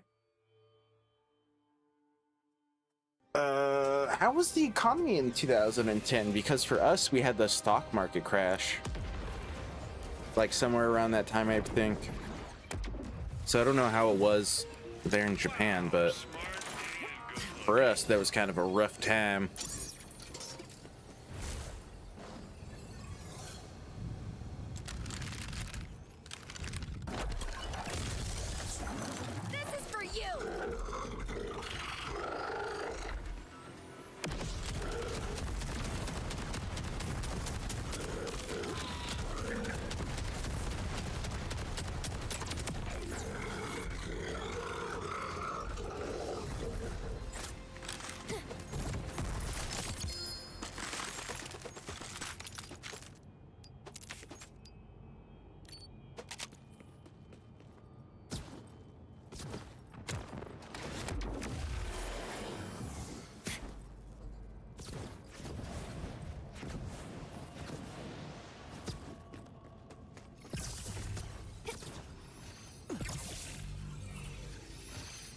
It was post slump, but recovering quite well. Okay.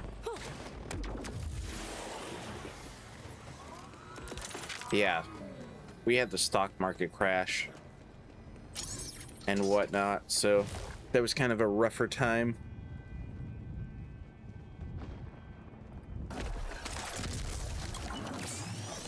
I mean, I'm sure it's pretty hard for you guys as well, since Japan always has like tsunamis or hurricanes and Godzilla. So, you know, I'm sure it's pretty hard. Pretty hard over there.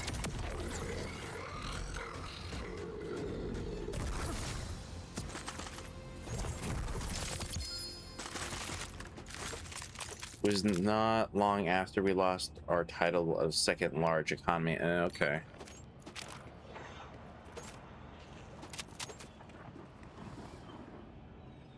Oh, my backpack's full.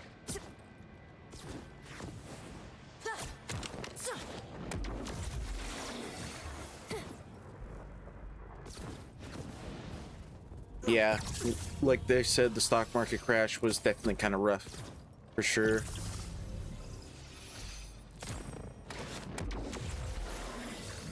It was definitely a rougher time.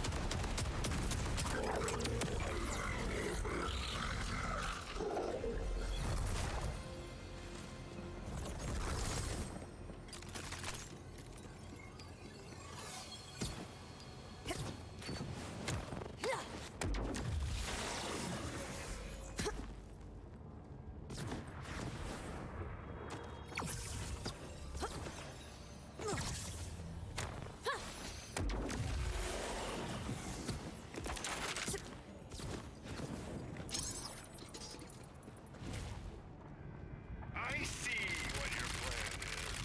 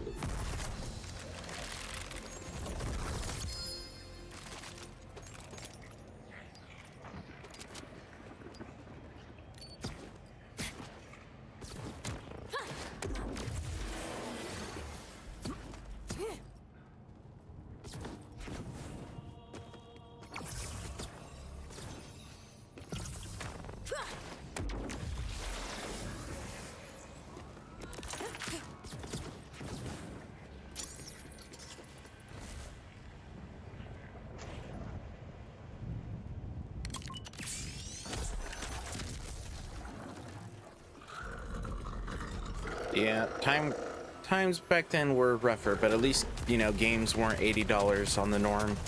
At least back then they were 60 bucks still. That is one thing.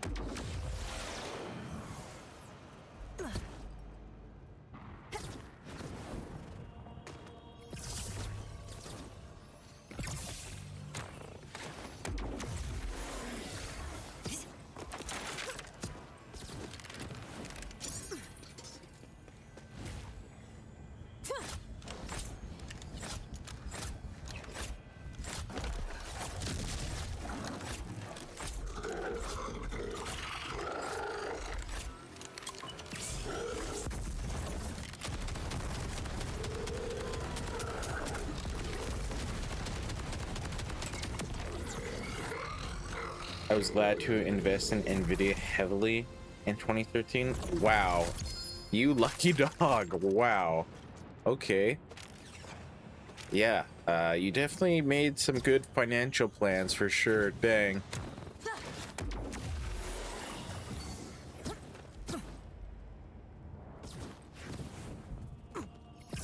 Jeez. Invested heavily in Nvidia. Jeez.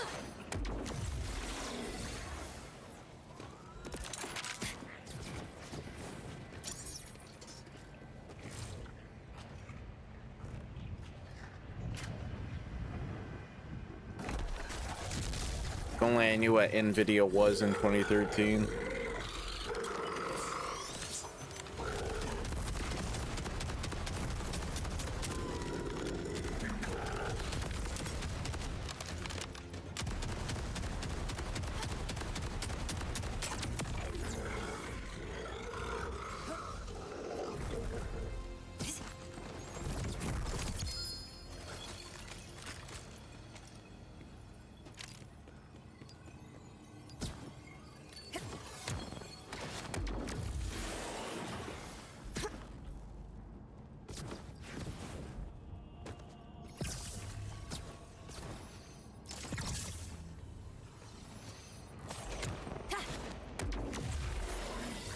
Yeah, if only I knew how to do stocks better when I was a kid.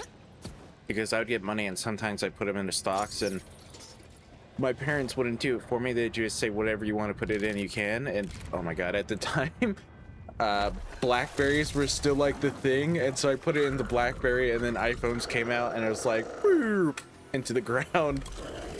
Oh, geez, that was hilarious. That was hilarious.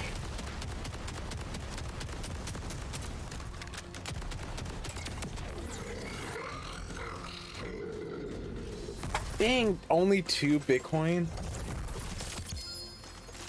Dang, you bought some Bitcoin as well? God. You made some really good financial decisions.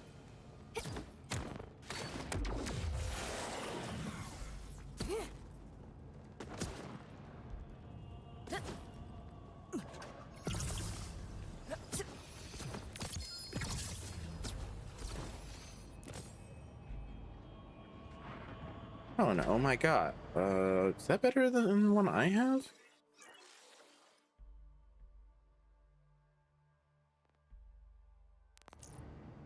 Nah, the DPS is worse. Yeah, I didn't know anything about Apple either. And only bought only 2 Bitcoin.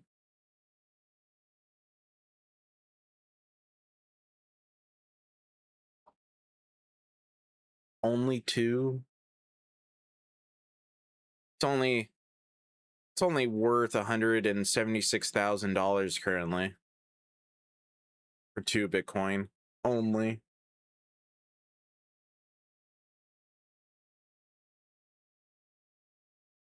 Bought them for about $500 ish. So percentage wise, they're better, but actual profit was lower. Yeah, I mean, right now, 2 Bitcoin are only worth, you know, $176,000.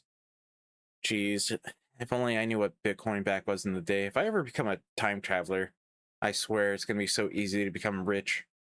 Just invest in Bitcoin.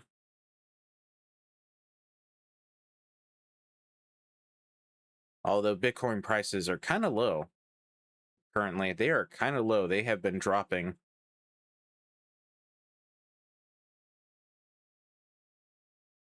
Oh, you still have them? Yeah, they're kind of at a low point right now.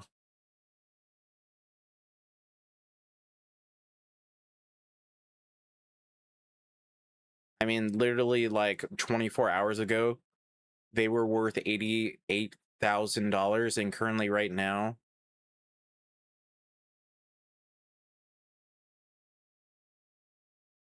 no, they're still worth 88,000. What? How does that make any sense? That has a high. Let's see. This high point is 88,484, and currently they're 88, almost like flat. Okay, I guess they're still pretty high, but okay. That's weird how this chart is graphed. Yeah, that's a weird looking chart. I don't know why it's graphed like that. That's weird. Never mind. They're still very expensive. Very, very pricey. That was a weird chart. it made it look much worse.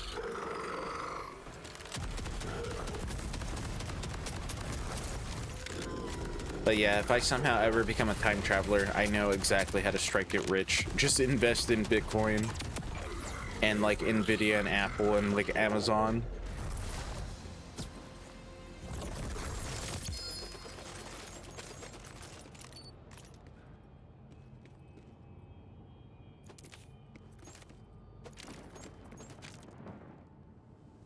I would probably trade 1 Bitcoin for some of those expensive headphones. And the wife approved. Yeah, man, you made some really good financial decisions. Jeez. That's kind of incredible, to be honest.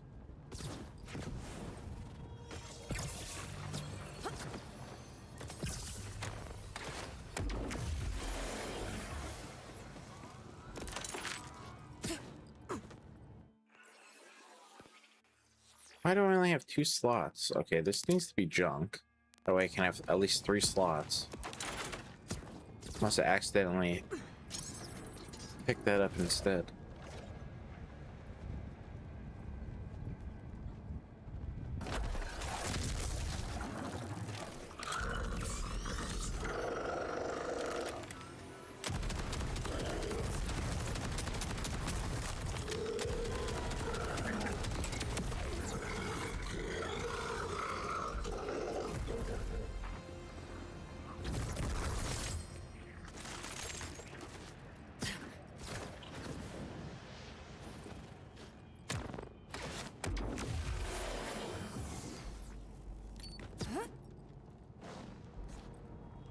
Oh, wow. Okay, so you had all the good intel. Yeah, dang. You're so impressed. Jeez. That just means if I ever want to invest, I'm going to have to ask you, Dota. That just means I'm going to have to ask her your financial advisor advice over here.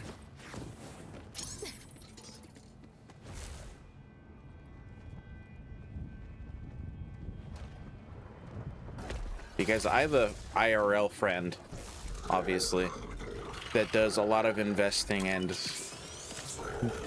unfortunately a lot of that investing leads to nowhere.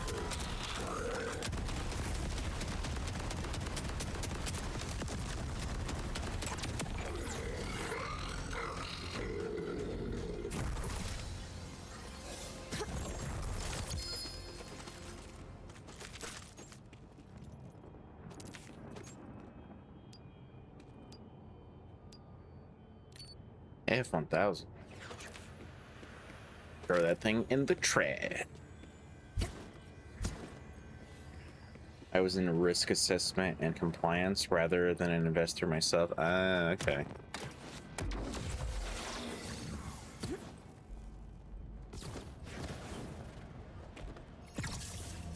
Well, I mean, it worked out for you, right? It worked out for you.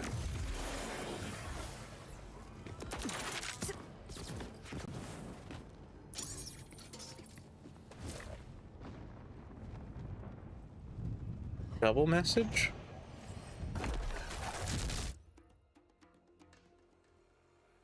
Nope, you typed that yourself.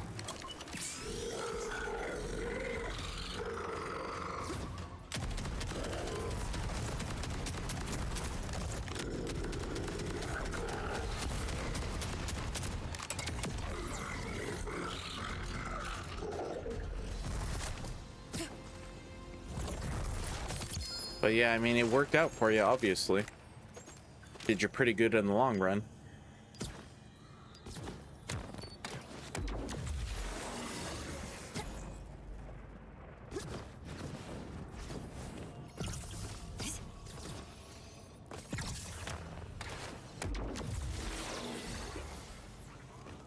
So, you know, not too shabby at all.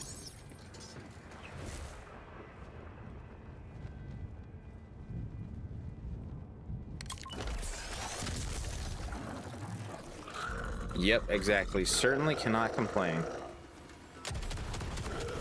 It's like those... Oh my god. It's like those streamers. You always see it kind of like on Twitter. I know you don't probably have a Twitter. But they're like, yeah, man, when I first started out, I was only making about 12,000 per stream. I was definitely one of those smaller content creators. And it's like, what? You did not type that a second time? I mean, I see it here. And then I saw it on YouTube. So I don't know, maybe YouTube bugged out.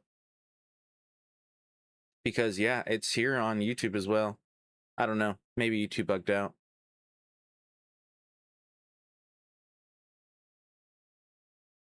Maybe. But yeah, like I was saying, you could always see it on Twitter. Those big streamers were like, yeah, when I first started out, I was only making about 12,000 per stream. I was definitely a smaller content creator back then. And it's like, what?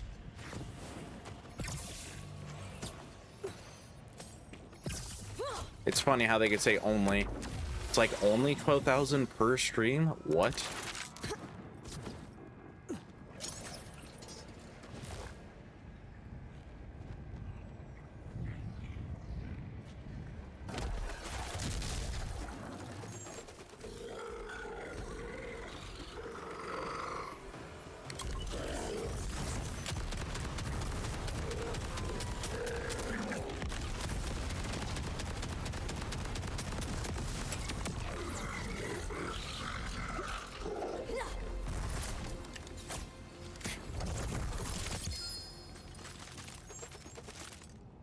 Okay, we're gonna grab this and do this.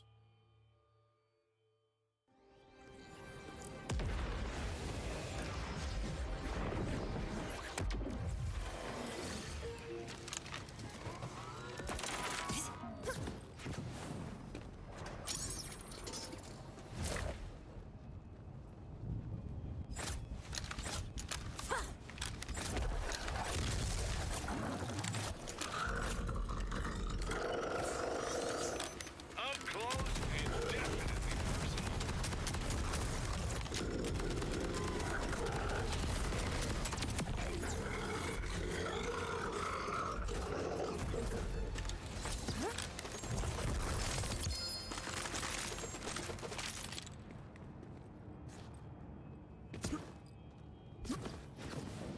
personal. That's weird. His body disappears much faster than his Inceptus's does.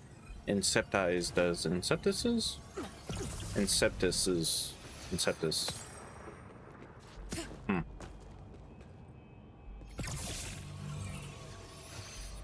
Don't know how you'd plural his name. Yeah, I know. Only is crazy. It's crazy. But you could just see a lot of that on like Twitter, unfortunately. People will be like, yeah, I only made about this much, and it's like, bro, what? That's somebody's like yearly salary right there. And you made that in how much? A day? 2 days? It's kind of like insane how like diluted from reality they are.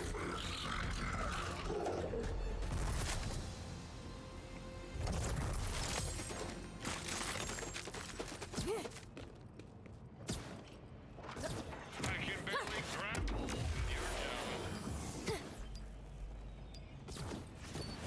Like if I was making $12,000 a stream, I don't even know what I'd do with that much money. I'd probably give like halfway to charity or something.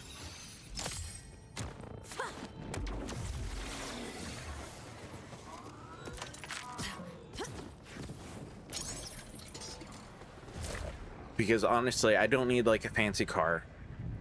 Like, let's be real, I don't need a Lamborghini. To me, those things are pointless. I don't need a gold Rolex. Things like that are pointless to me.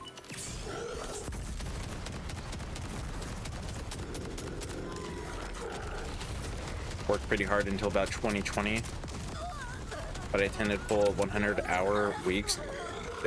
Dang, that is working pretty hard.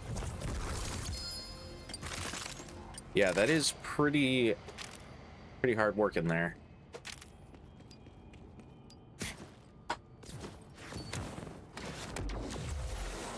Yeah, it's kind of insane.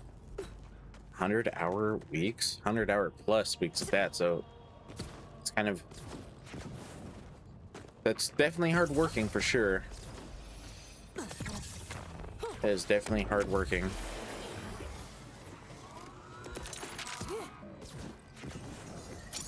But yeah, like I said, I really don't need that like fancy stuff, to be honest.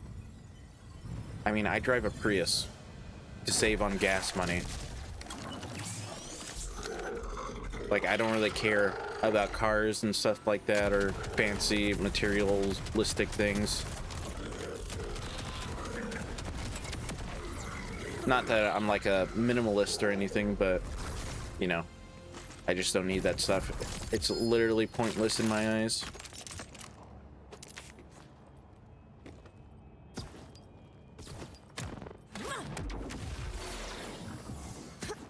Although maybe having a fancy like chair, since I sit in this chair most of the time, could be pretty nice.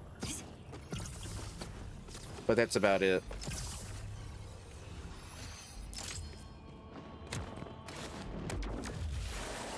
Had to travel a bunch, which can be seen as a positive until you're shipped up to the Delhi branch for a month, crippled by foodborne parasites. Yeah, that first part, you know, sounds nice, being able to travel a bunch, but going to Delhi and then getting foodborne parasites, yeah, no thanks. Pass on that one.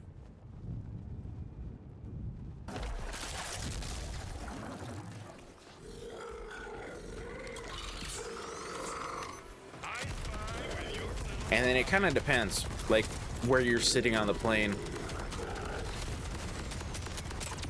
as well. That definitely plays a big factor into it as well. Like, if you're flying everywhere first class, it's not that big of a deal. But, you know, if you're, like, anything else, it's kind of a big deal. If you're constantly, like, flying.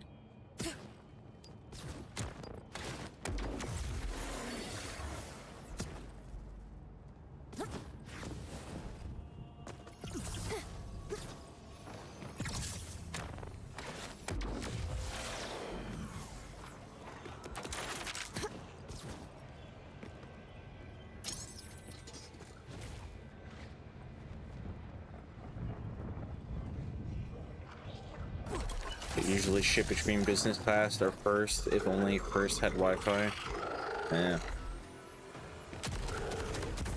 Yeah, I mean, like I said, if you're in first class, it's not really that big of a deal, but you know, anything else, and it's kind of miserable, to be honest.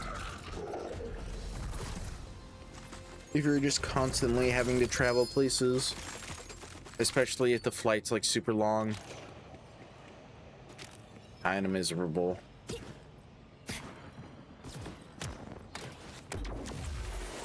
Because I had to fly to New Jersey, and oh my god, it was so miserable. That's like a 6-hour flight. I was in economy.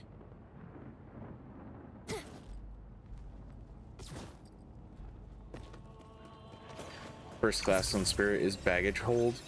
On most other airlines, though.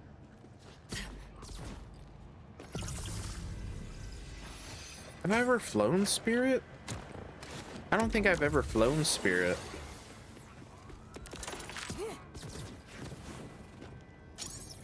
Is Spirit international? What is Spirit? I don't even know.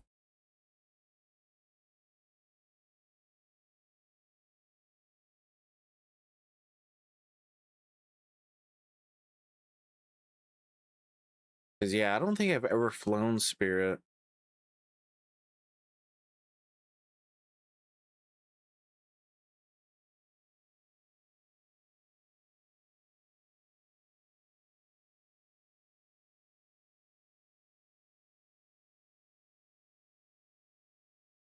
Oh, is it? No, it says right here, Spirit Airlines offers low-cost international flights primarily to destinations in Latin America and the Caribbean, including popular spots like Mexico, Colombia, Costa Rica, the Dominican Republic, and Peru. I have not been to any of those places, so that's probably why. I certainly want to be in one of their planes over an ocean. I mean, there has been a lot of plane crashes recently, which is kind of scary.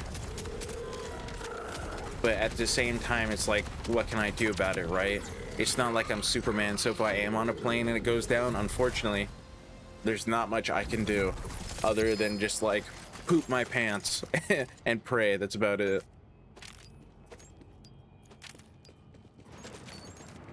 I guess the only really thing I could do is just not go on a plane. That's just like the only thing I could do. It's just not board a plane.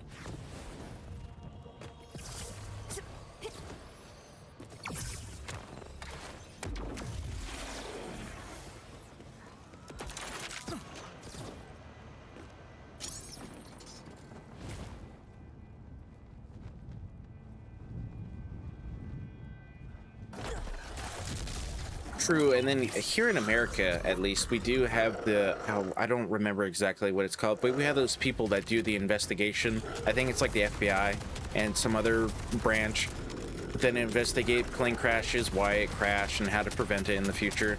That's why there's not as many, you know, like plane crashes as there was in the past and whatnot.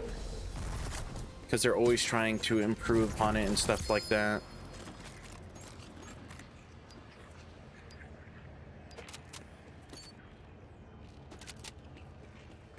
Is that what it is? The FAC?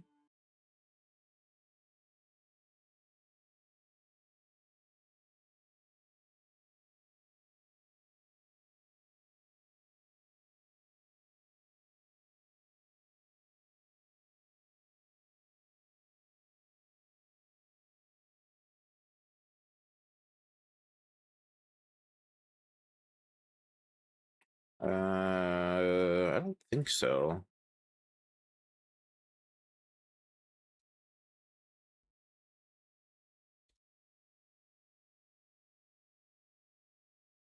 Let me see here.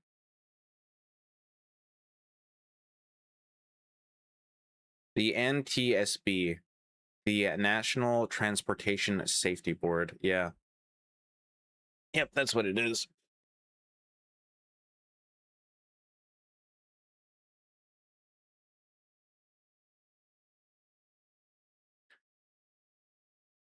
Yep. NTSB, that's who they are.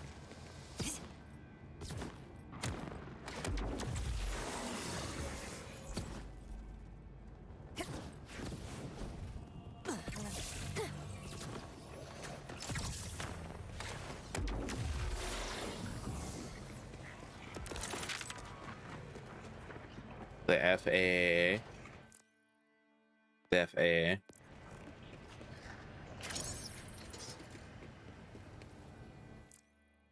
No, that wouldn't be it, would it? No. Because the FAA, oh, well, I guess they are aviation, but no, that's, I don't know. Love the commitment to self-care. I don't know, never mind. Enjoy this break.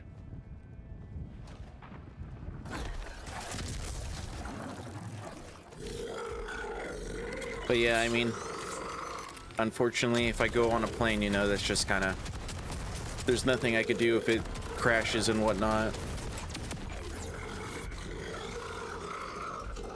Maybe unless my pilot's Sully.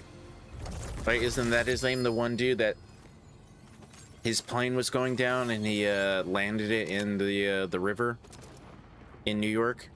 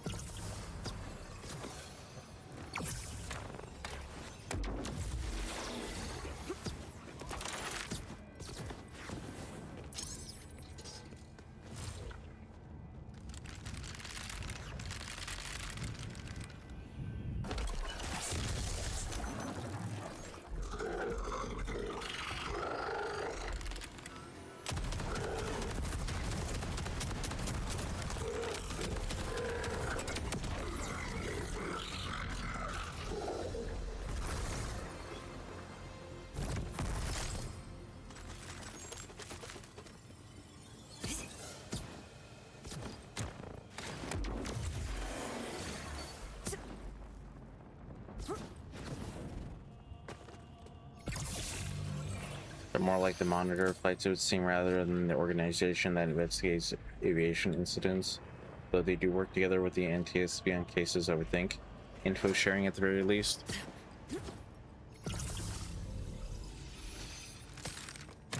No clue. Yeah, I think his name was Sully.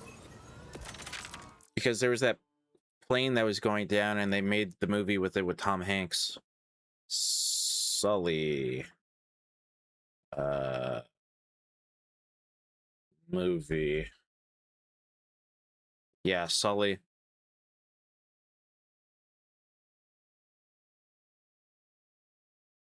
Let's see.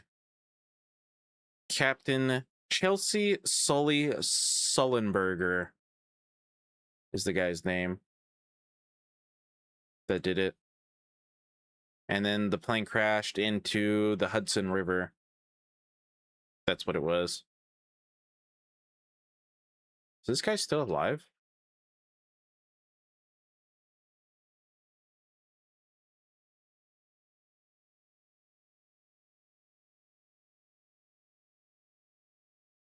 Yeah, he's still alive.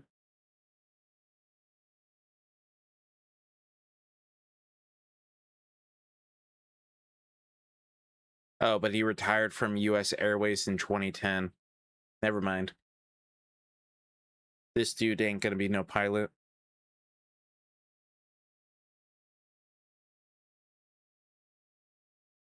Bro's retired.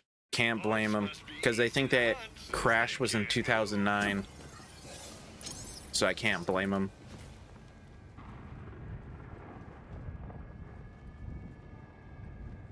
Bro's like, I'm out. I'm retiring. That was my last ride. Can't blame him.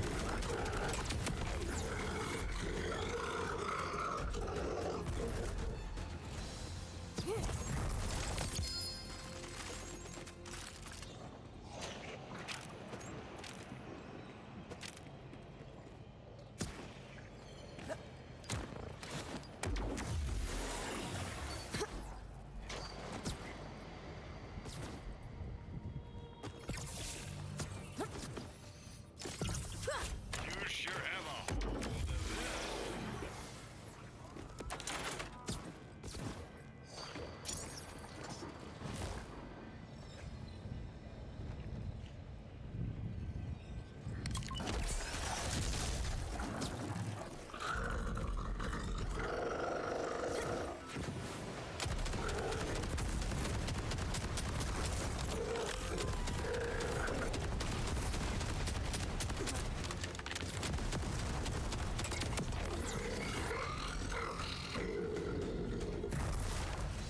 I don't know why, but that made me think of 31111 or 11311 on American levels, America levels.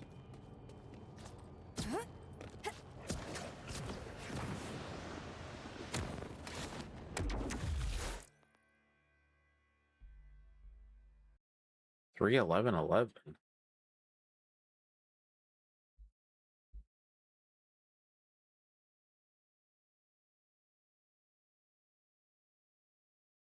Oh, you're talking about the tsunami? Is that what you're talking about? Oh, dude, I don't know. The Tohoku earthquake and tsunami?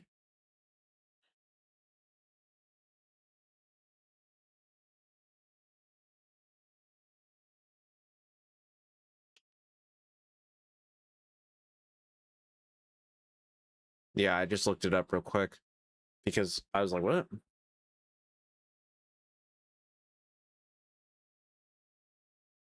Oh. Oh, this led to the Fukushima disaster? Oh, really? I didn't know that. The earthquake and tsunami caused a loss of power, leading to meltdowns and radiation leaks at the Fukushima nuclear plant, creating a major nuclear accident. Wow, okay, I did not know that. I mean, I knew about the Fukushima disaster, but I didn't know this was the cause of it. Ooh.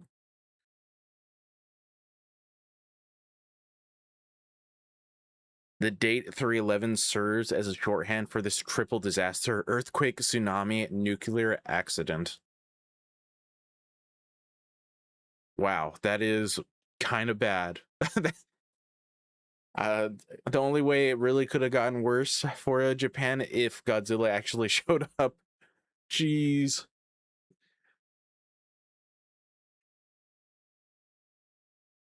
Yeah, I know.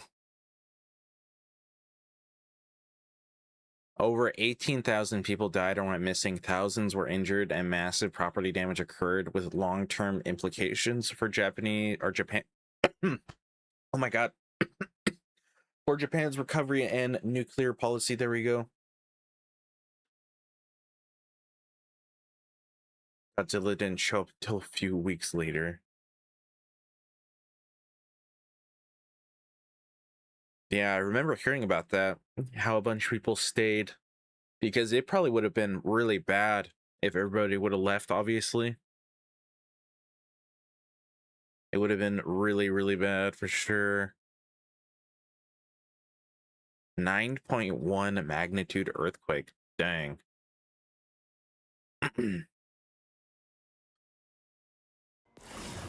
Yeah, it would have been super bad, probably. Super, super bad. If, you know, this brave men and women didn't, you know, stay behind.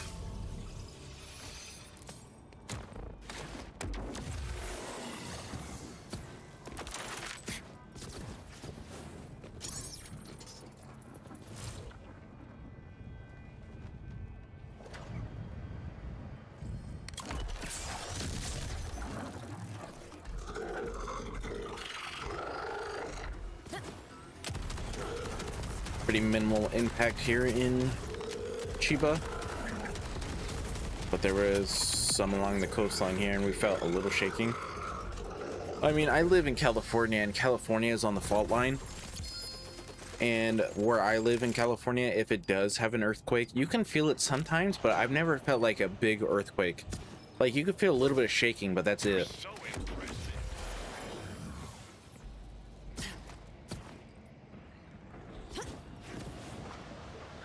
But it's not like I, you know, feel earthquakes that often.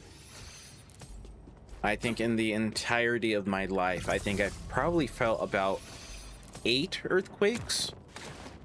Like, actually felt them and not just ones, you know, that have happened, because there's been more than 8. But I've only ever felt like 8 my entire life.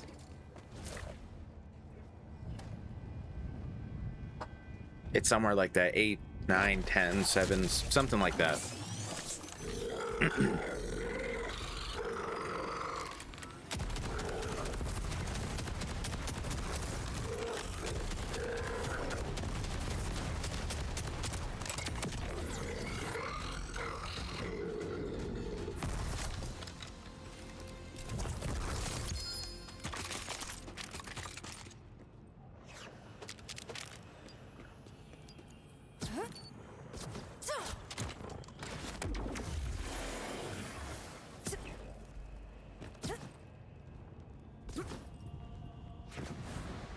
Oh my god, I was so busy looking at what you were saying, I just jumped off the cliff. Oh. What the?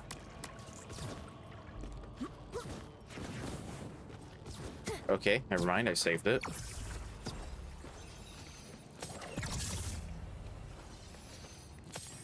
Yeah, there definitely could be a big one here for sure. For sure, but I don't know, I'm not that worried about it. If anything, I'd be more worried about Yellowstone. If that geyser ever pops off, it's pretty much just like over.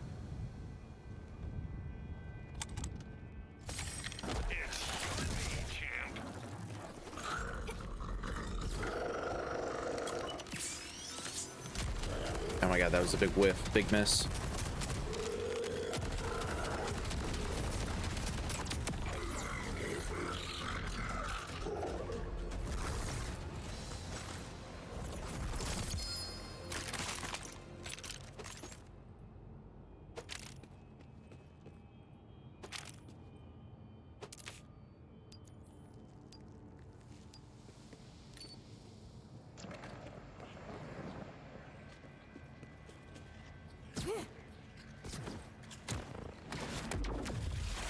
I mean, anything could happen, man. Anything could happen. But I mean, if it does pop off, unfortunately, there's nothing I could do. I mean, anything literally could happen. You know, an asteroid or a meteor can come down and hit the Earth and do to us what it did to the dinosaurs. Yellowstone could go off. Any of the active volcanoes or super volcanoes can go off. We could get a world record tsunami that could wipe out anything. You know, anything could literally happen. There's like no prevention at all for natural disasters. You know, we could get a super hurricane, a super tornado. Unfortunately, there's just no like prevention really for natural disasters.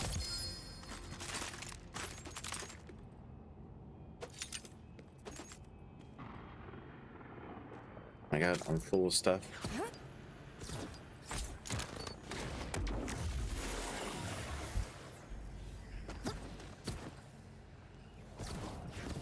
I mean, what? The Earth has had like 3 or 4 great like disasters, like extinction level disasters. I'm pretty sure.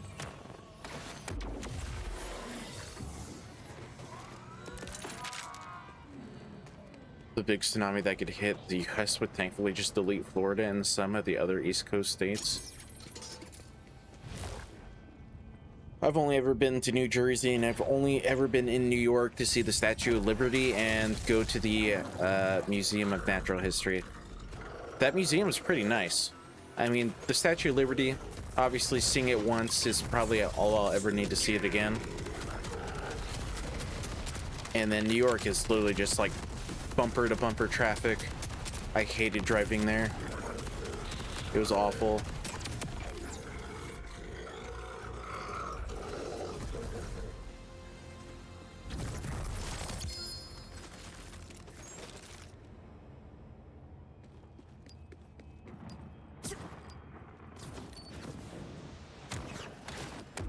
But yeah, I mean, like I said, let me see here.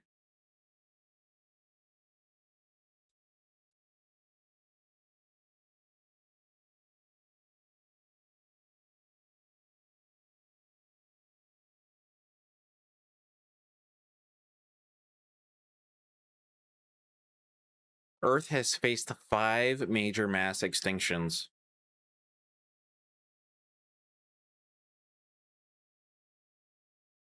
So, I mean, we could get another one anytime. Literally anytime.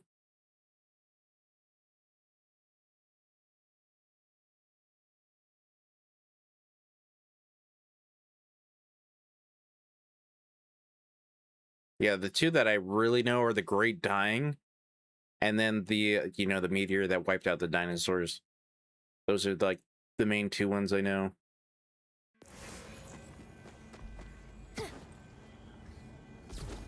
Asteroids will be the next one. It happened to the dinosaurs. It could happen to us. Like I said, anything could happen. From what I was just reading on the thing, it said right now scientists believe we're in the 6th mass extinction because of humans wiping out our population and, you know, our habitats and all this stuff, from what I just quickly read. So, I mean, that's could be true as well.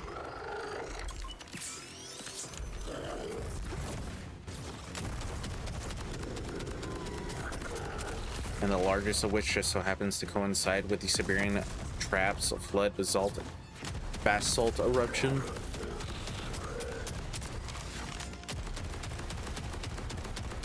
Like I said, anything can happen. We don't really have a prevention for extinction level threats.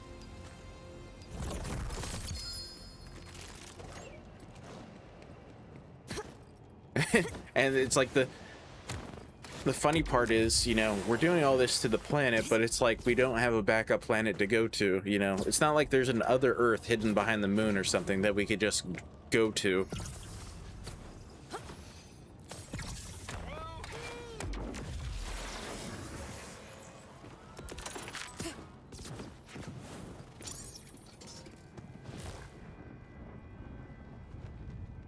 But that's just how I think about it.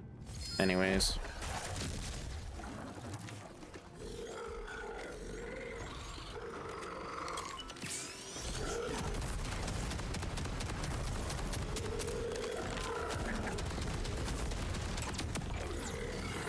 To anything other than total nuclear holocaust over the next million years is extraordinarily unlikely. Maybe, but let me ask you this. Is the percent chance of that ever happening 0? No, because there's always a chance that it could happen.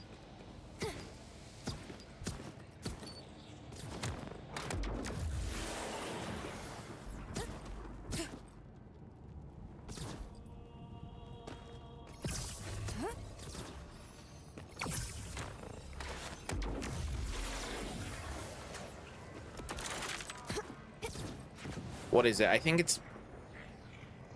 it's 99.9% of total life that's ever existed on Earth has gone extinct.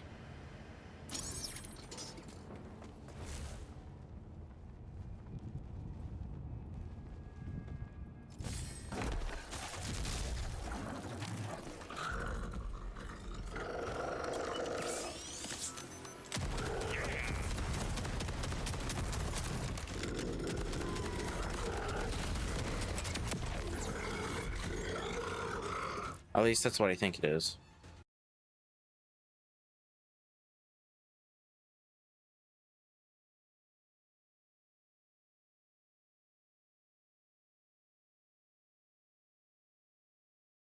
Yeah, 99.9% of all species that have ever lived on Earth are now extinct.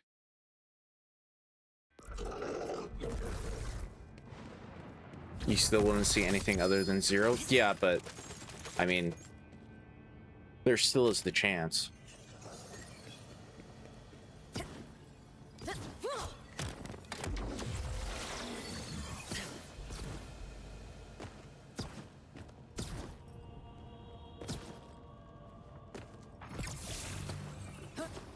I mean, it's happened 5 times.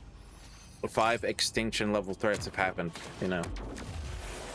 So it could definitely happen again. It may not happen during your lifetime or my lifetime, but it could happen. I mean, one that's totally unavoidable currently is if the sun ever, you know, runs out of nitrogen and all the other gases in it. It's over for the entire, like, solar system, but, you know, that's not going to happen for, like, another, what, like 10 billion years or something?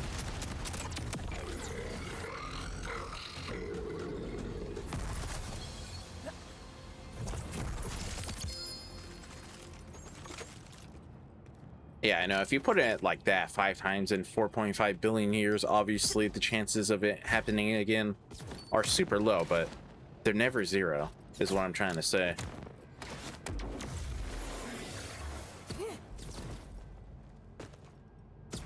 And I'm not trying to make myself out like a doomsday prepper or anything, but, you know.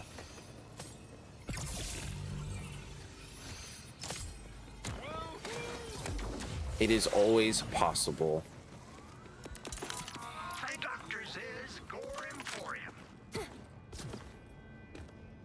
I mean, if we do get it like a nuclear holocaust, maybe it could end up like Fallout with weird mutations and stuff and people still alive. It could end up like that. But I doubt it.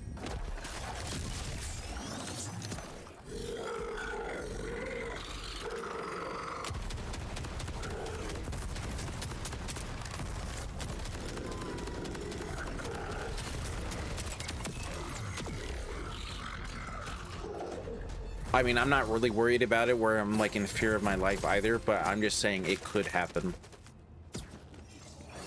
But yeah, if humans were to go extinct, it'd be because of our own selves, for sure. It would definitely be like Fallout, you know, in like 2077, I think in the game's lore, the bombs fell.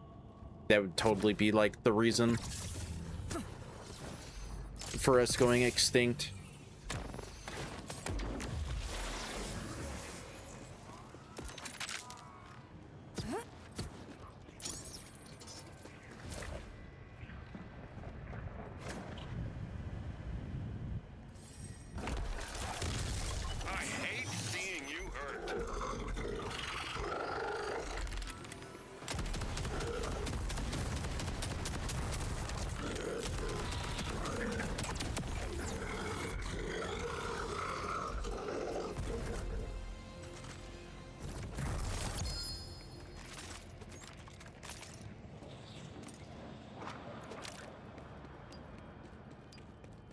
non-human threats. What, you don't think aliens are real? In this vast cosmos of this infinitely expanding universe, you think we're the like only life sources in the entire being?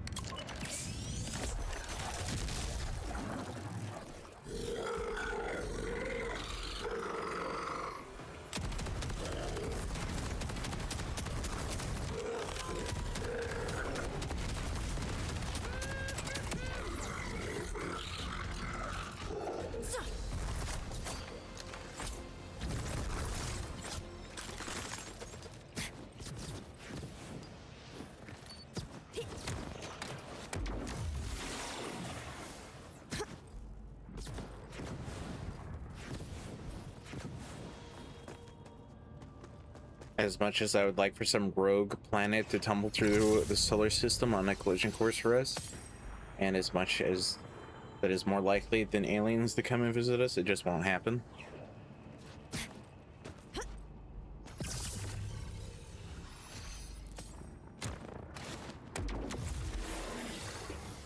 I'm just saying. Just saying. It's never a 0% chance. Is it ever gonna happen? Probably not. But it's never zero. So in, you know, maybe some weird twist of fate, it could happen.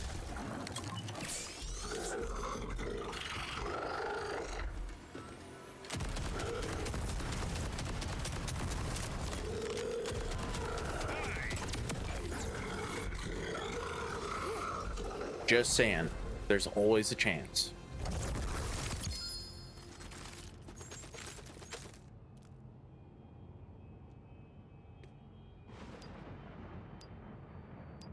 Can't even find this thing. It's gonna do save and quit, who cares?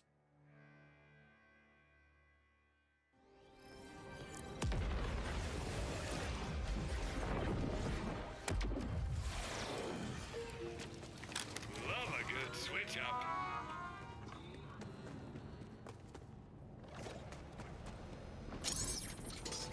Why don't you think aliens would want to come and visit us? I mean, like I said, in this infinitely expanding universe, it's kind of hard to, you know, be like, man, we're the only planet ever that's ever developed intelligent life.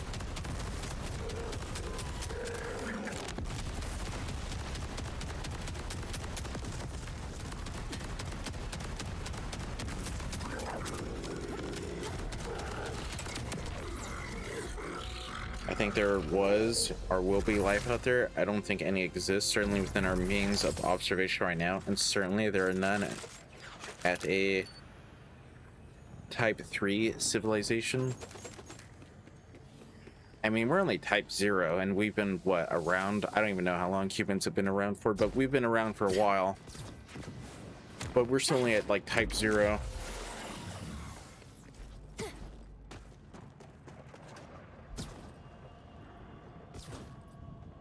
But yeah, I don't know.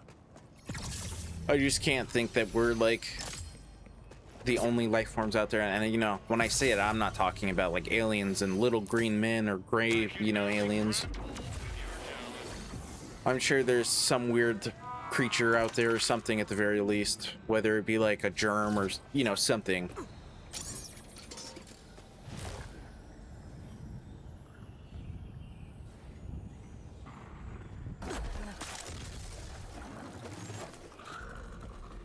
I mean, if there is life out there, hopefully it's not like death angels from A Quiet Place.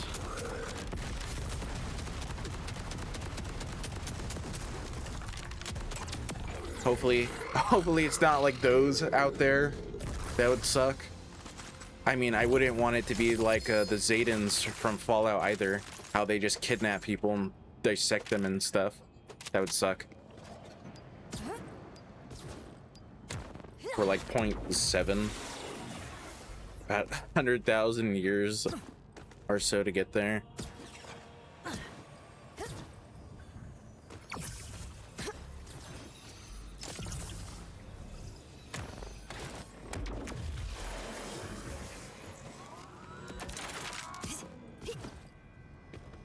Well, if you think about it, I don't know. I don't know if we've ever been able to tell where like the Big Bang happened. But if you think about it, like where the Big Bang happened, that's like the oldest part of our entire universe. So wouldn't life there be more likely than, you know, somewhere that just formed? If you think about it.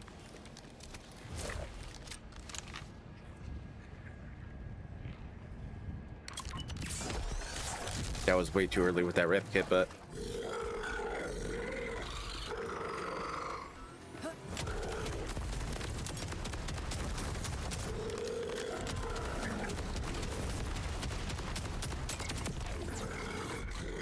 still not knowing how abiogenesis occurs is nearly impossible to guess at the likelihood of even single cell life out there to exist. Well, I don't know. I mean, like I said, I don't know if there's really like aliens like we've ever depicted them, you know, like little green men or the gray ones with like big black eyes and stuff like that in spaceships. I don't know if that's the route they went or what.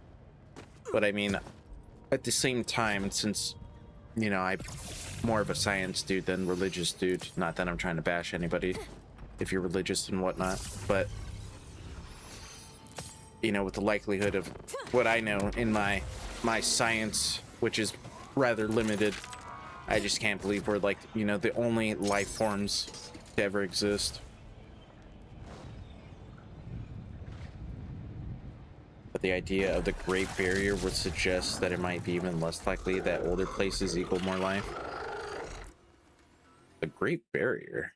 I've not heard of that term.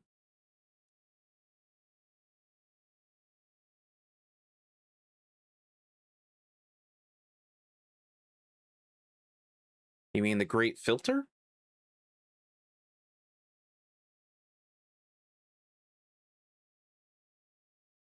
The Great Filter is an idea that in the development of life from the earliest stages of abiogenesis to reaching the highest levels of development on the scale, there is a barrier to development that makes detectable extraterrestrial life exceedingly rare. Huh. I've not heard of this theory before. Well, I don't know, man. It happened to us, so I'm just saying it could happen to somebody else as well. Another life form, another planet, you know.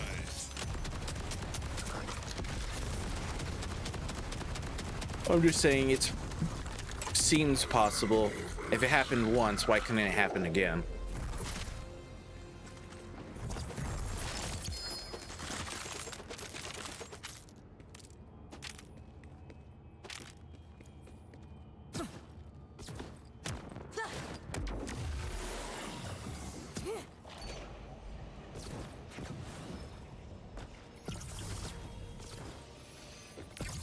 A legendary. Wow, all the legendaries are coming out of this chest.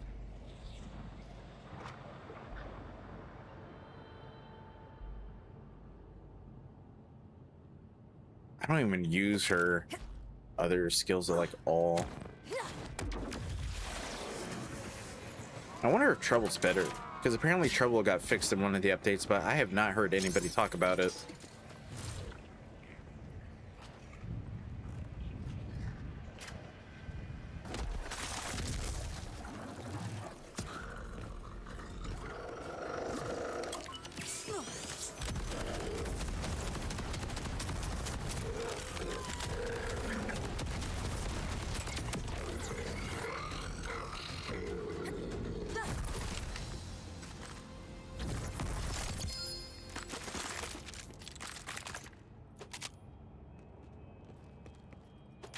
We either passed it, and it's very unlikely, else we would see biosignatures and technosignatures everywhere, or we have yet to pass it, and passing it is nearly impossible. Maybe. I don't know. I'm just saying, you know, if life happened here on Earth, whether, you know, it be dinosaurs, humans, Neanderthals, bacteria, why couldn't it happen to somewhere else as well?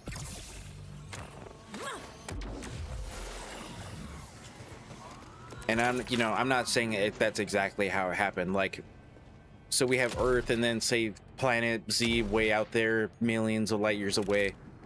I'm not saying humans formed there, you know, and it's not like the same development that we went through here on Earth. I'm saying, you know, it could be anything. It could be a xenomorph for all we know. It could be a predator. I mean, it could be a symbiote for all we know, like from Marvel, like Venom. It could literally be anything. It could just be giant insects. I don't know. It could be just a planet full of germs. You know, I don't know. It literally could just be anything. That's just how I think about it, though.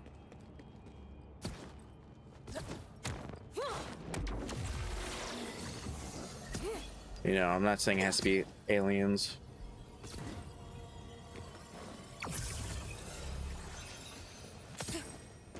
If you feel like existential terror affects you severely, no, I'm not that worried about it. Don't look this up. But there's also the dark forest hypothesis, which I can explain. If you want the existential dread, yeah, explain that to me if you don't mind. Yeah, I just want to point this out again. I don't really believe aliens exist like, you know, they've ever been said. Like little green men in flying spaceships that, you know, kidnap people to probe. But at the same time, you know, if life formed on Earth, why couldn't it form somewhere else? Is just what I'm saying.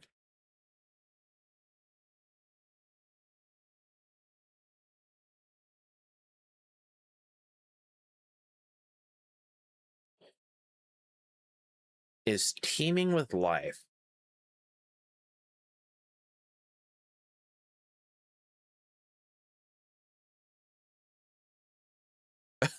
What? That's the theory? Maybe what you're gonna say is better, but from what I'm reading off of this, I mean, that could kind of make sense. That could, you know, make sense.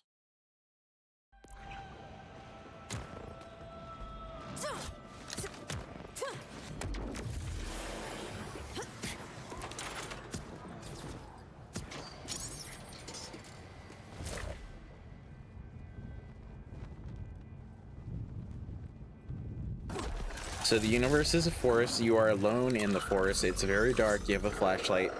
Do you turn the flashlight on? That risks attracting predators. No, of course not. Of course not. Why would you turn it on?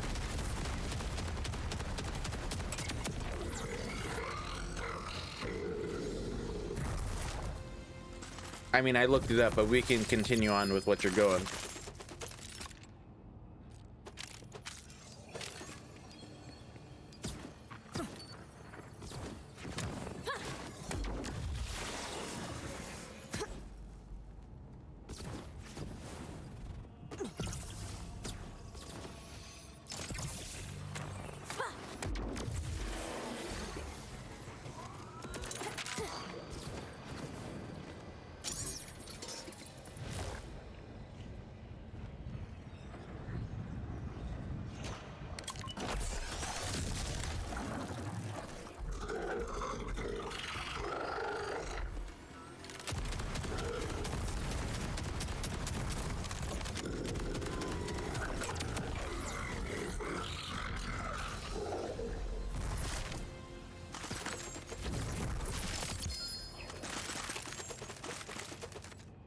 The universe could be full of life, but nobody wants to announce that because something might be out there snuffing them out. Perhaps it was witness, perhaps it was just fear, but everyone but us.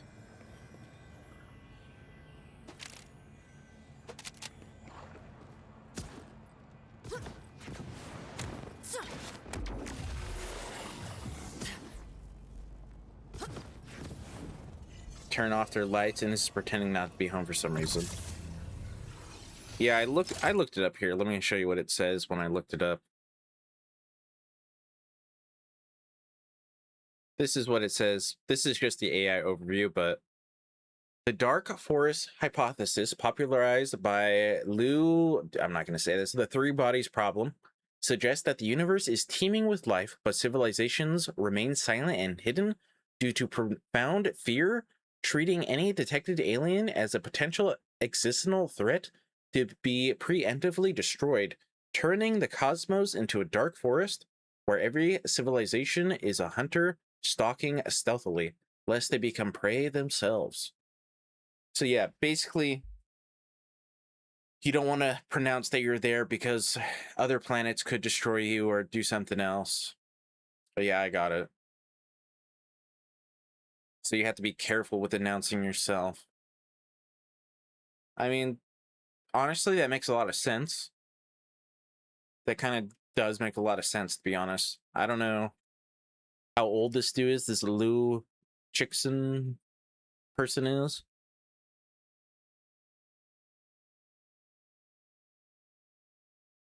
Oh wow, the dude's only 62 years old.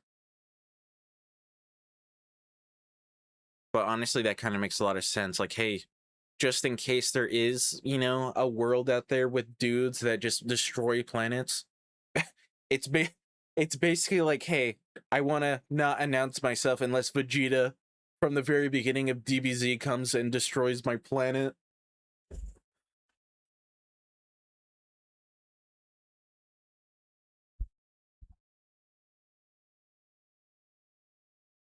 If you ever need to talk, I'm here for you.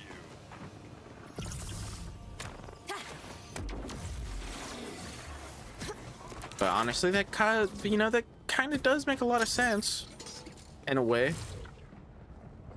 Not wanting to announce yourself just in case the other civilization is, you know, higher technology and stuff and wants to capture your planet or destroy your planet or things like that. So yeah, that does kind of make sense.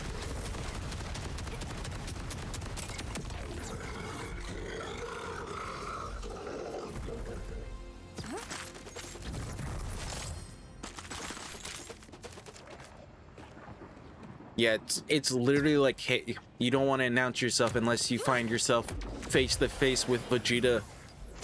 That way he can kill everybody and then, you know, take your planet and sell it to the highest bidder. Which I'm pretty sure is what he was doing at the very beginning of DBZ. Because Frieza would have them go around, like, killing people and then, like, taking their planets and selling them, I think, to, like, the highest bidder. Is what I'm pretty sure Frieza was doing.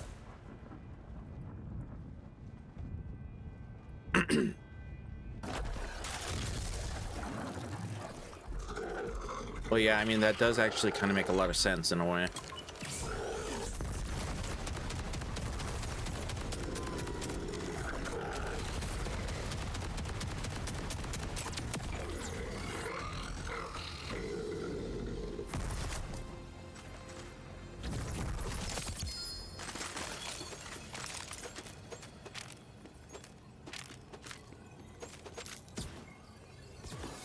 You're so impressive.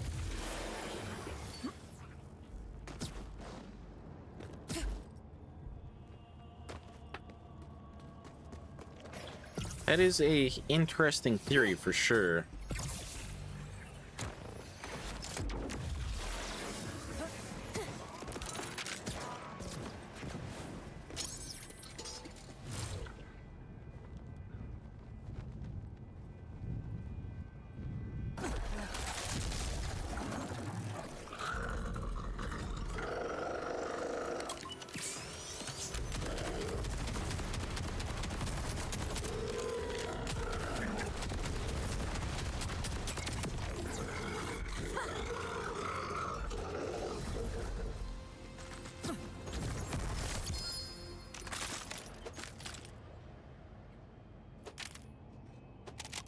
Probably the scariest idea of life in the universe. It's everywhere, but it's a quiet place, so they're keeping their mouth shut.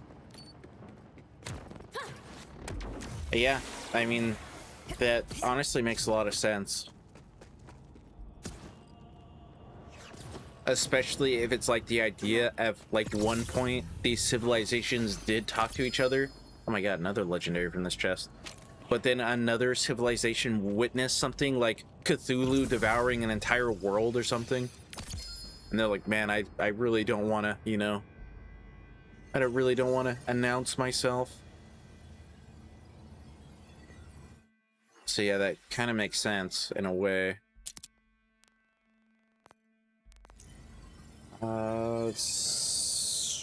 Symmetry. Do I have the symmetry on me? Because the symmetry was actually a pretty good weapon as well.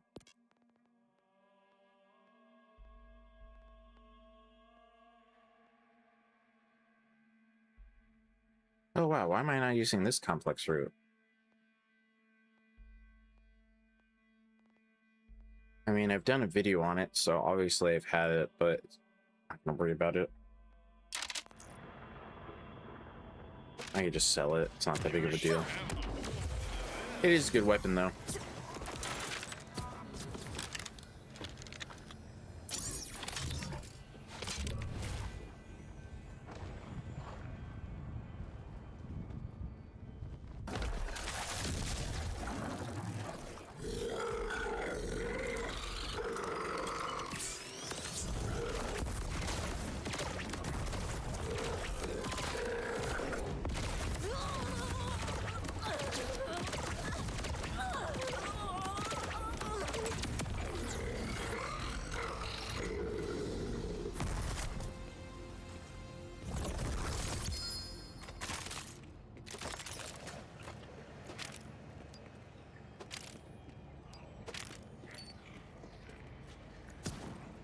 That is an interesting idea, though, the dark forest hypothesis.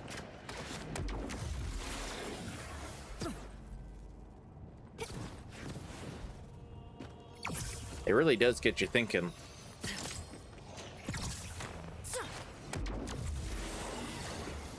For a challenge in life, you want to pay them a visit to liberate those resources.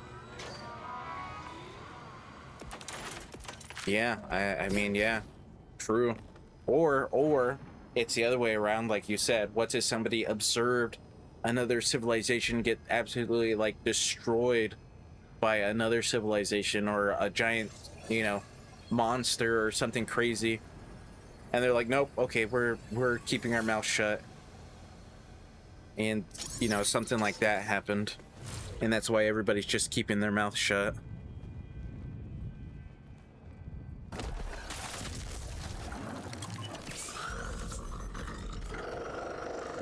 That was too early.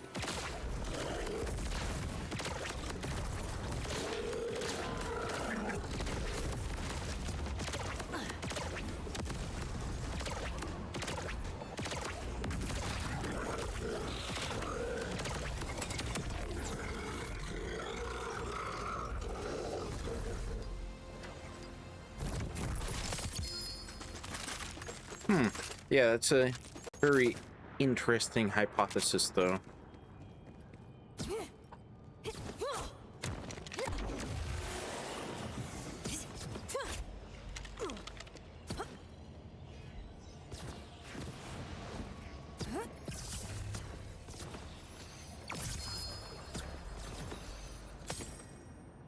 Oh, fire pop with hazardous. What does mine have? Mine also has hazardous. Put that in the bank.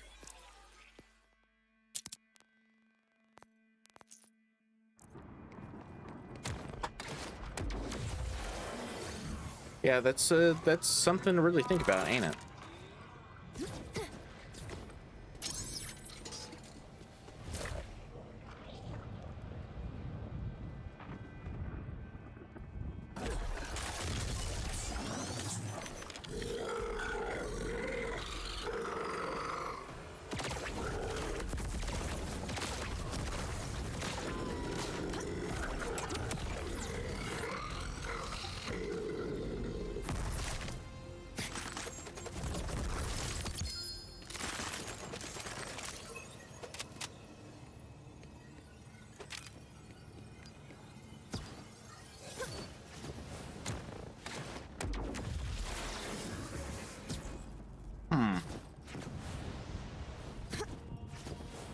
Well, if we're all keeping silent, I guess there's nothing really to worry about, though. unless you have, you know, some sort of predator civilization actively hunting, you know, other civilizations down. Then there's really nothing too much to worry about.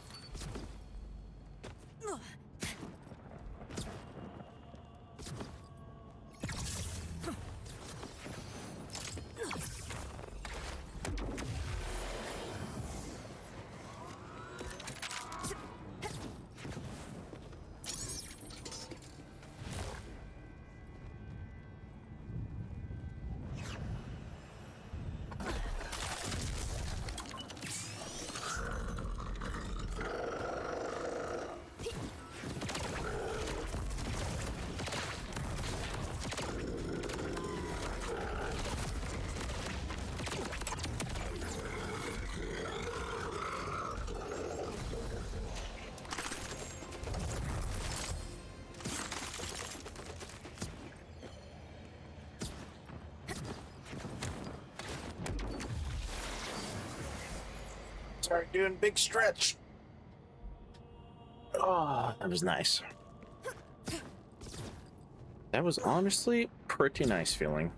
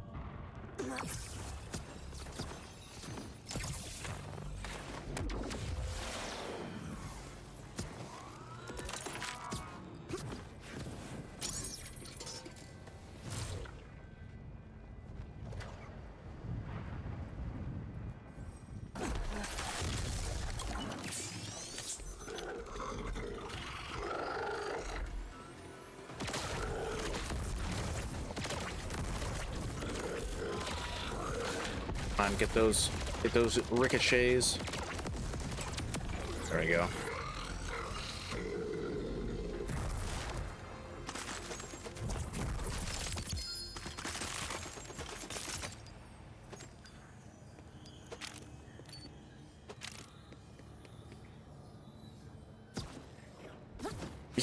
I don't have any existential dread though.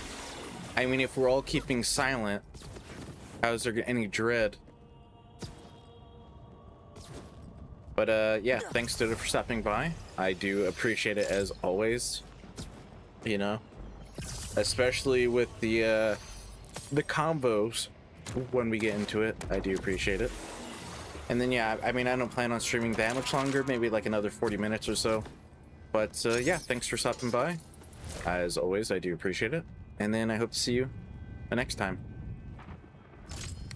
Enjoy that terrible Hokkaido weather.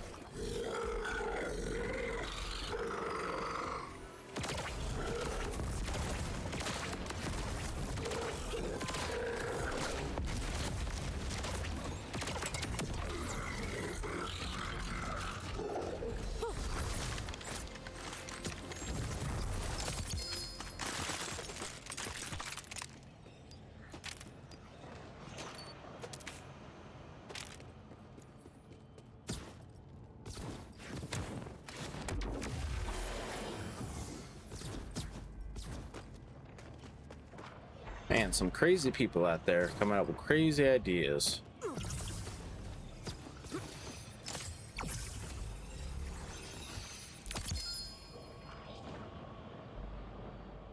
The bully got an update, a buff, a little whiles ago at this point that actually makes it somewhat okay.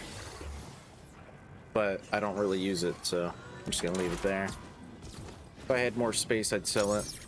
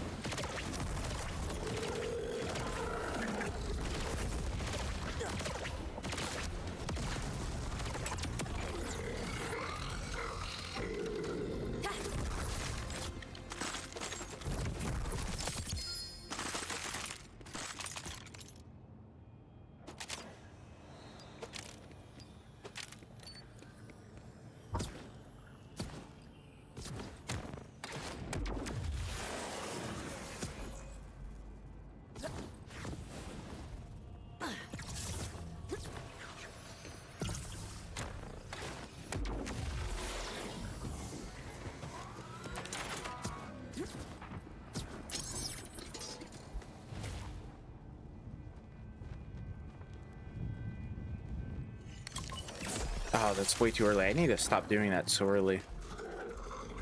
It wastes like everything.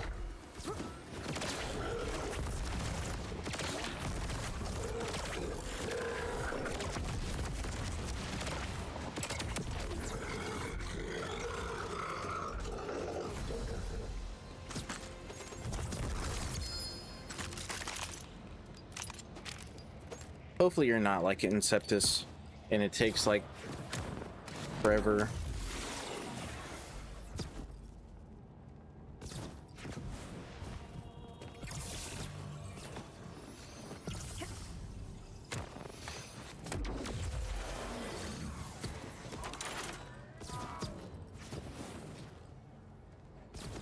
Don't matter, don't matter. Okay, let's not do the rep kit so early. That way I can get more of its buff.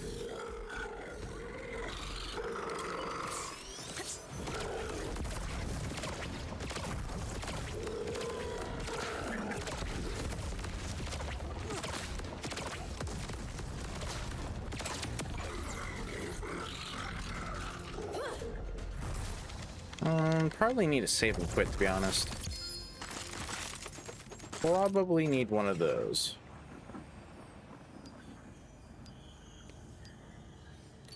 That's a hard look class mod, so I don't care. Do not care, we could just leave that there.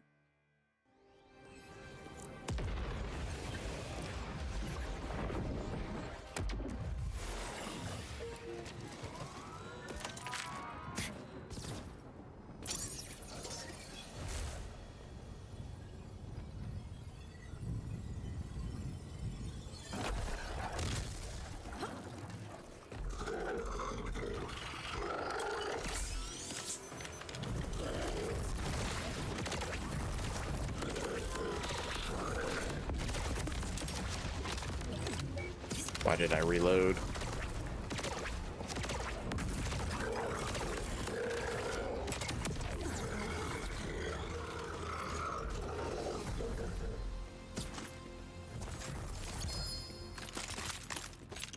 I wonder why he shoots the cash and ammo off to the side instead of with all the other loot.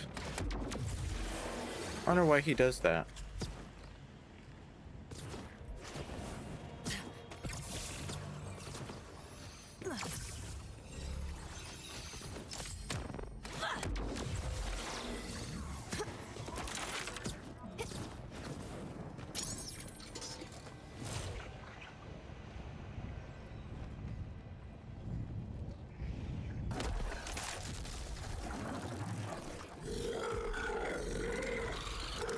Fight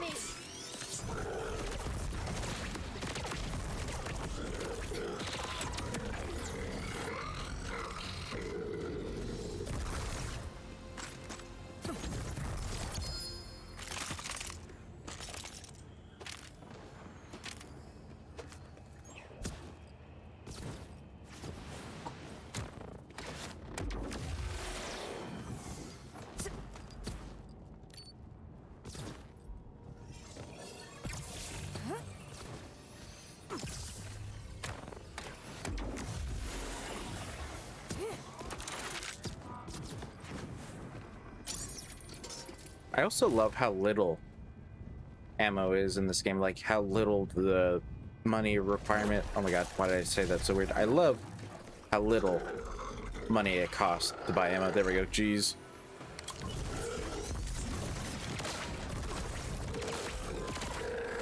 Compared to like BL3 or BL2 especially.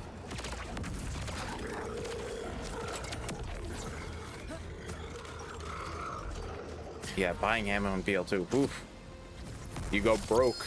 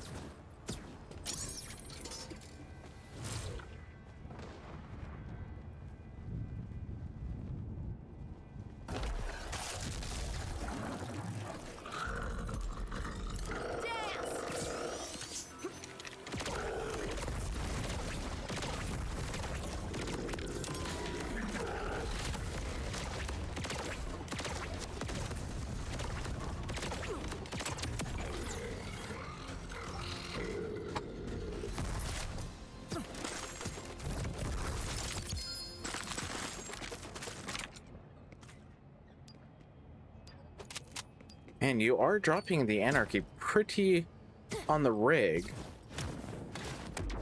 So if you could just, you know, give me that shiny one, that'd be pretty sweet.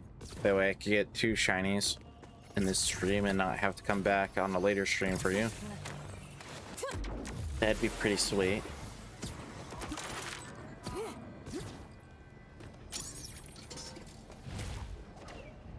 That would be pretty sweet indeed.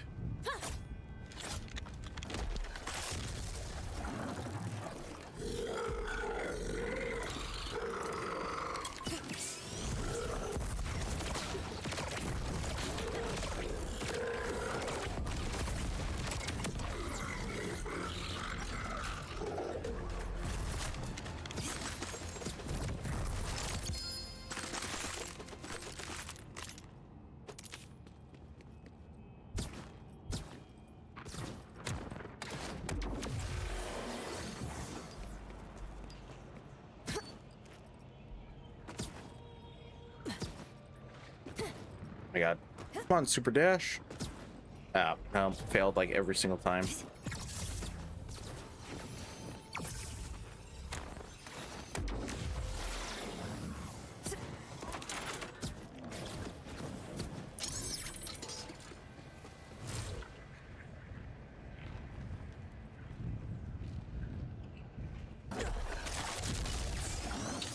And I did the rep kit a little too early there.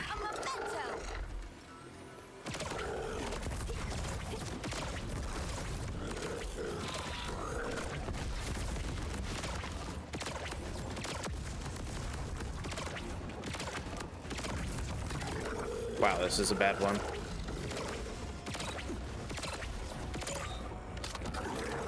Yep, this is a bad one.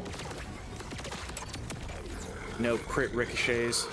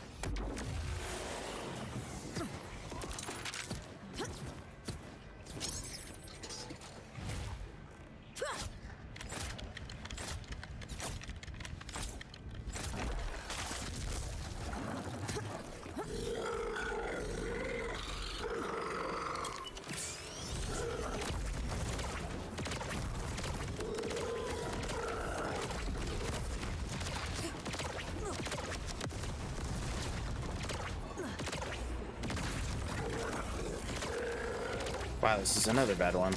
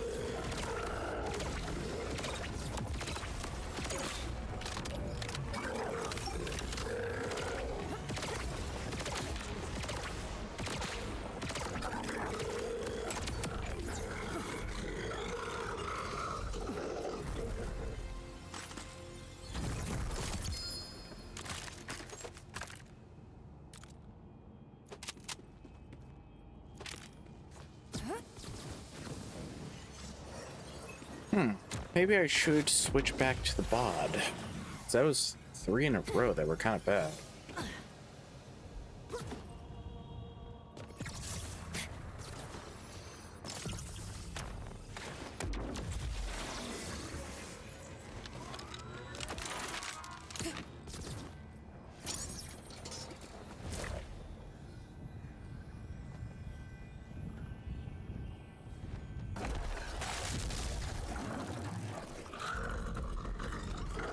Grenade serenade!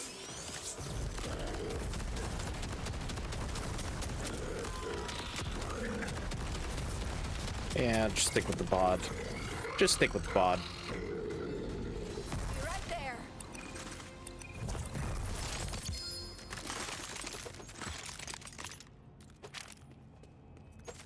Wait for me.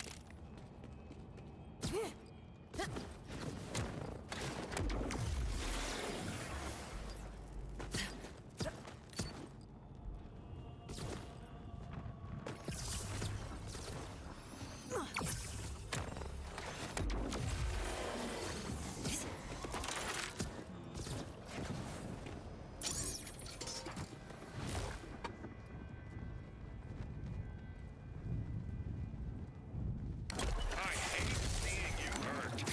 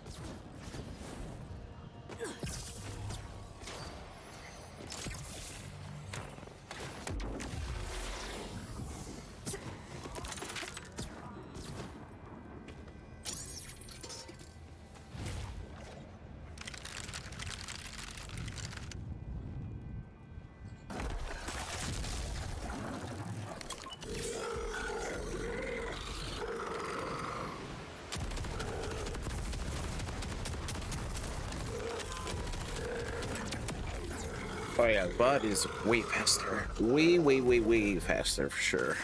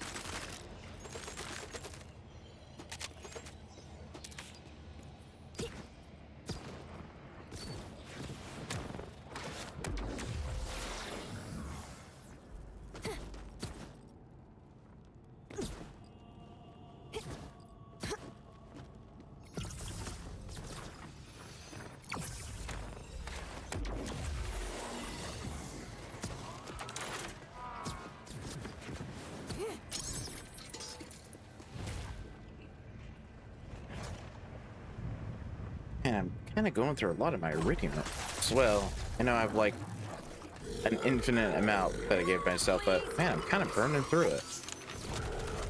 Kind of burning through it. Kind of surprising.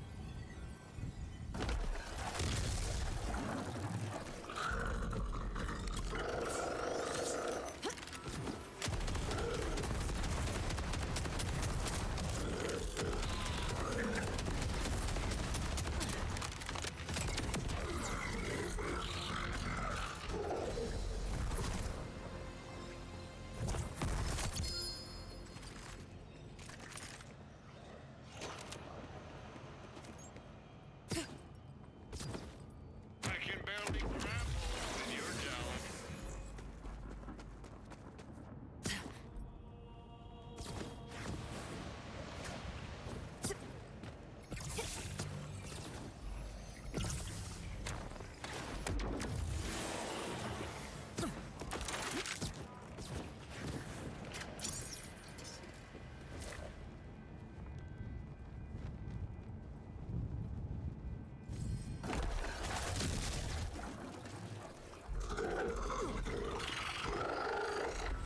Surprise!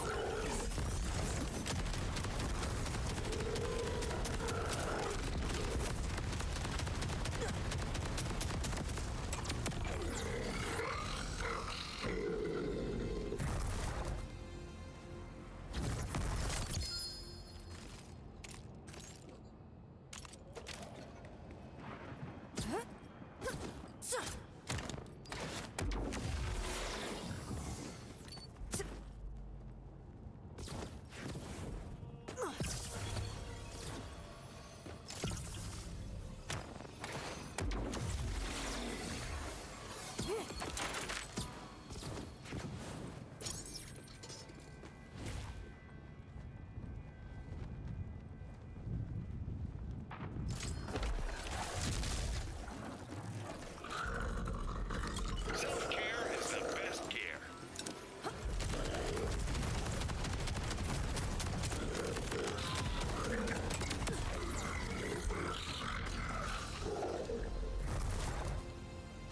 Come on, this time. Dang it.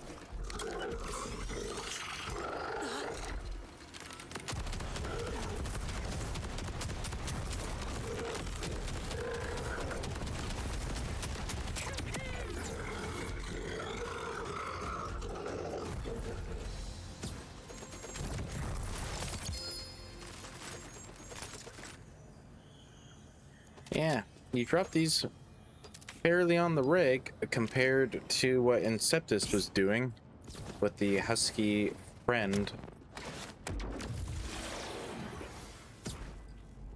So, you know, please drop that shiny sooner than later. Because I'm kind of tired going through that, I don't even know, that like island thing, that hallway.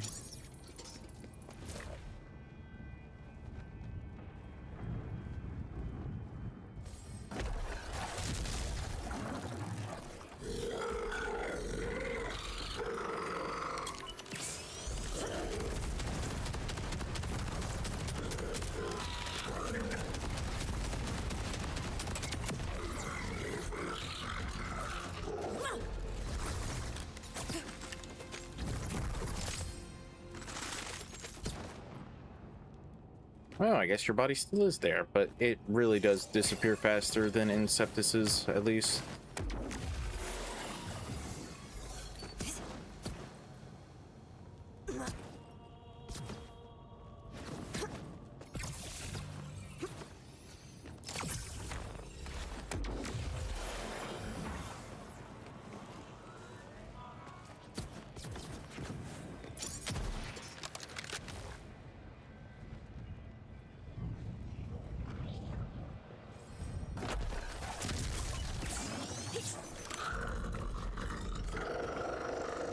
Chaos in your face!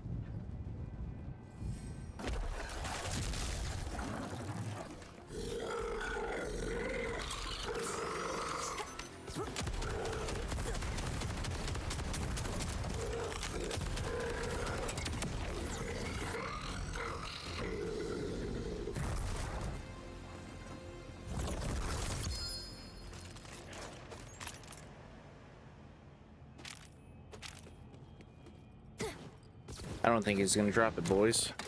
I don't think he's gonna drop it. It's gonna be a three-parter, I think.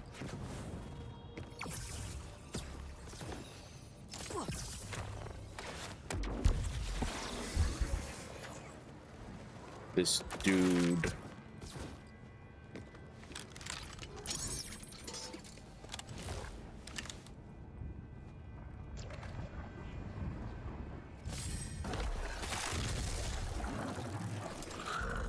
Time to go boom!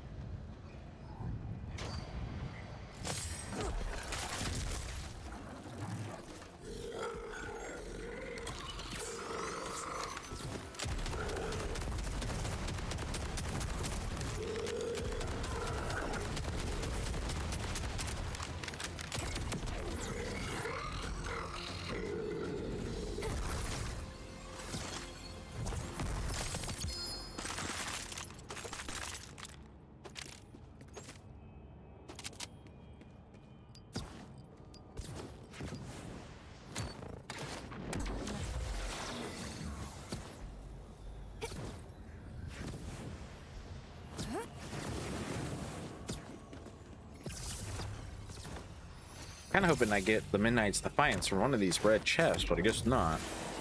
Maybe when I do some god roll farming, or we'll see what happens. I might get it. Since it's a world drop item now. It'd be pretty sweet to get one of them though. Be pretty sweet indeed.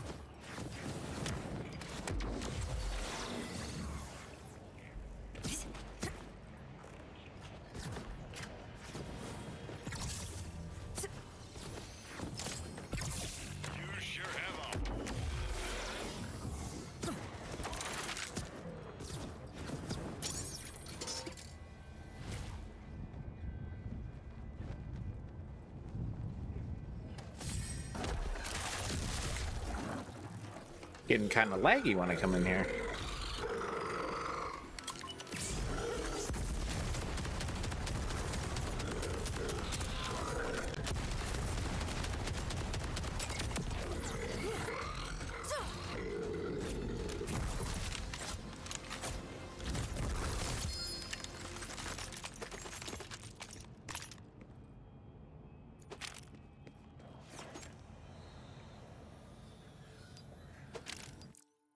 Do a save and quit.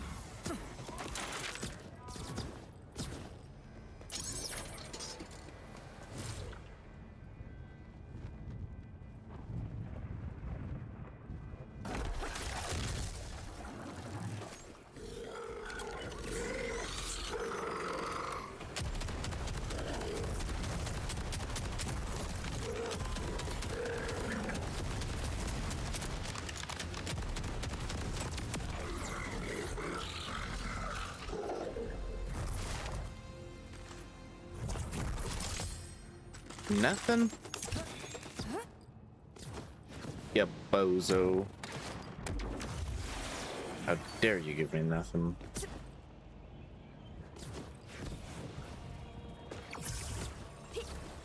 This dude.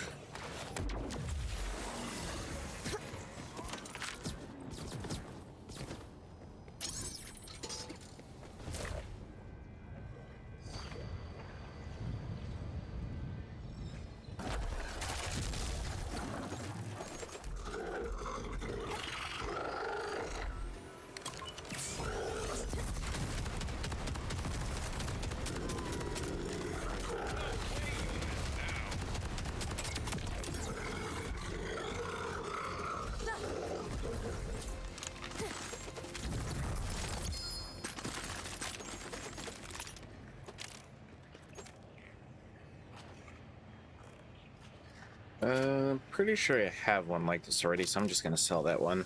Since the sub passives on it weren't that good anyways. So I'm just gonna sell that one. It is not needed.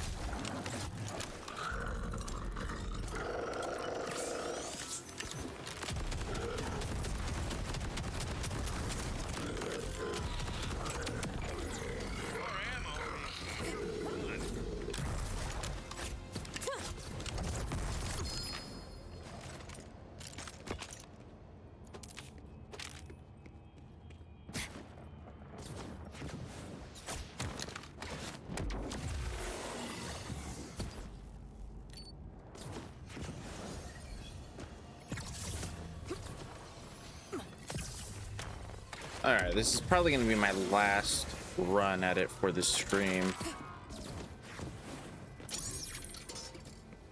So let's hope this gives us the shiny.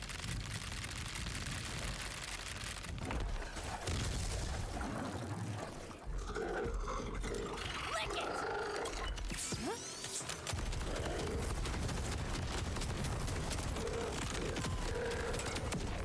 Here we go, last run. Da-da-da-da, da-da-da-da, da-da-da-da. Well, I mean, gave us one, not the right one, but gave us one at the very least. Then we'll check the red chest, because you never know.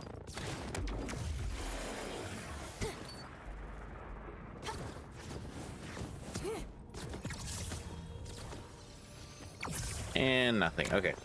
So, yeah. I think that's where I'm going to call it for today. So, thank you, everybody, for stopping by. You know, I do appreciate it as always. And then, yeah, unfortunately, since we weren't able to get it today, that means next time we got to try to get it as well. So that is a little bit unfortunate, but it is what it is. But yeah, thank you, everybody, for stopping by. I do appreciate it as always. And then I do hope to see you guys next time.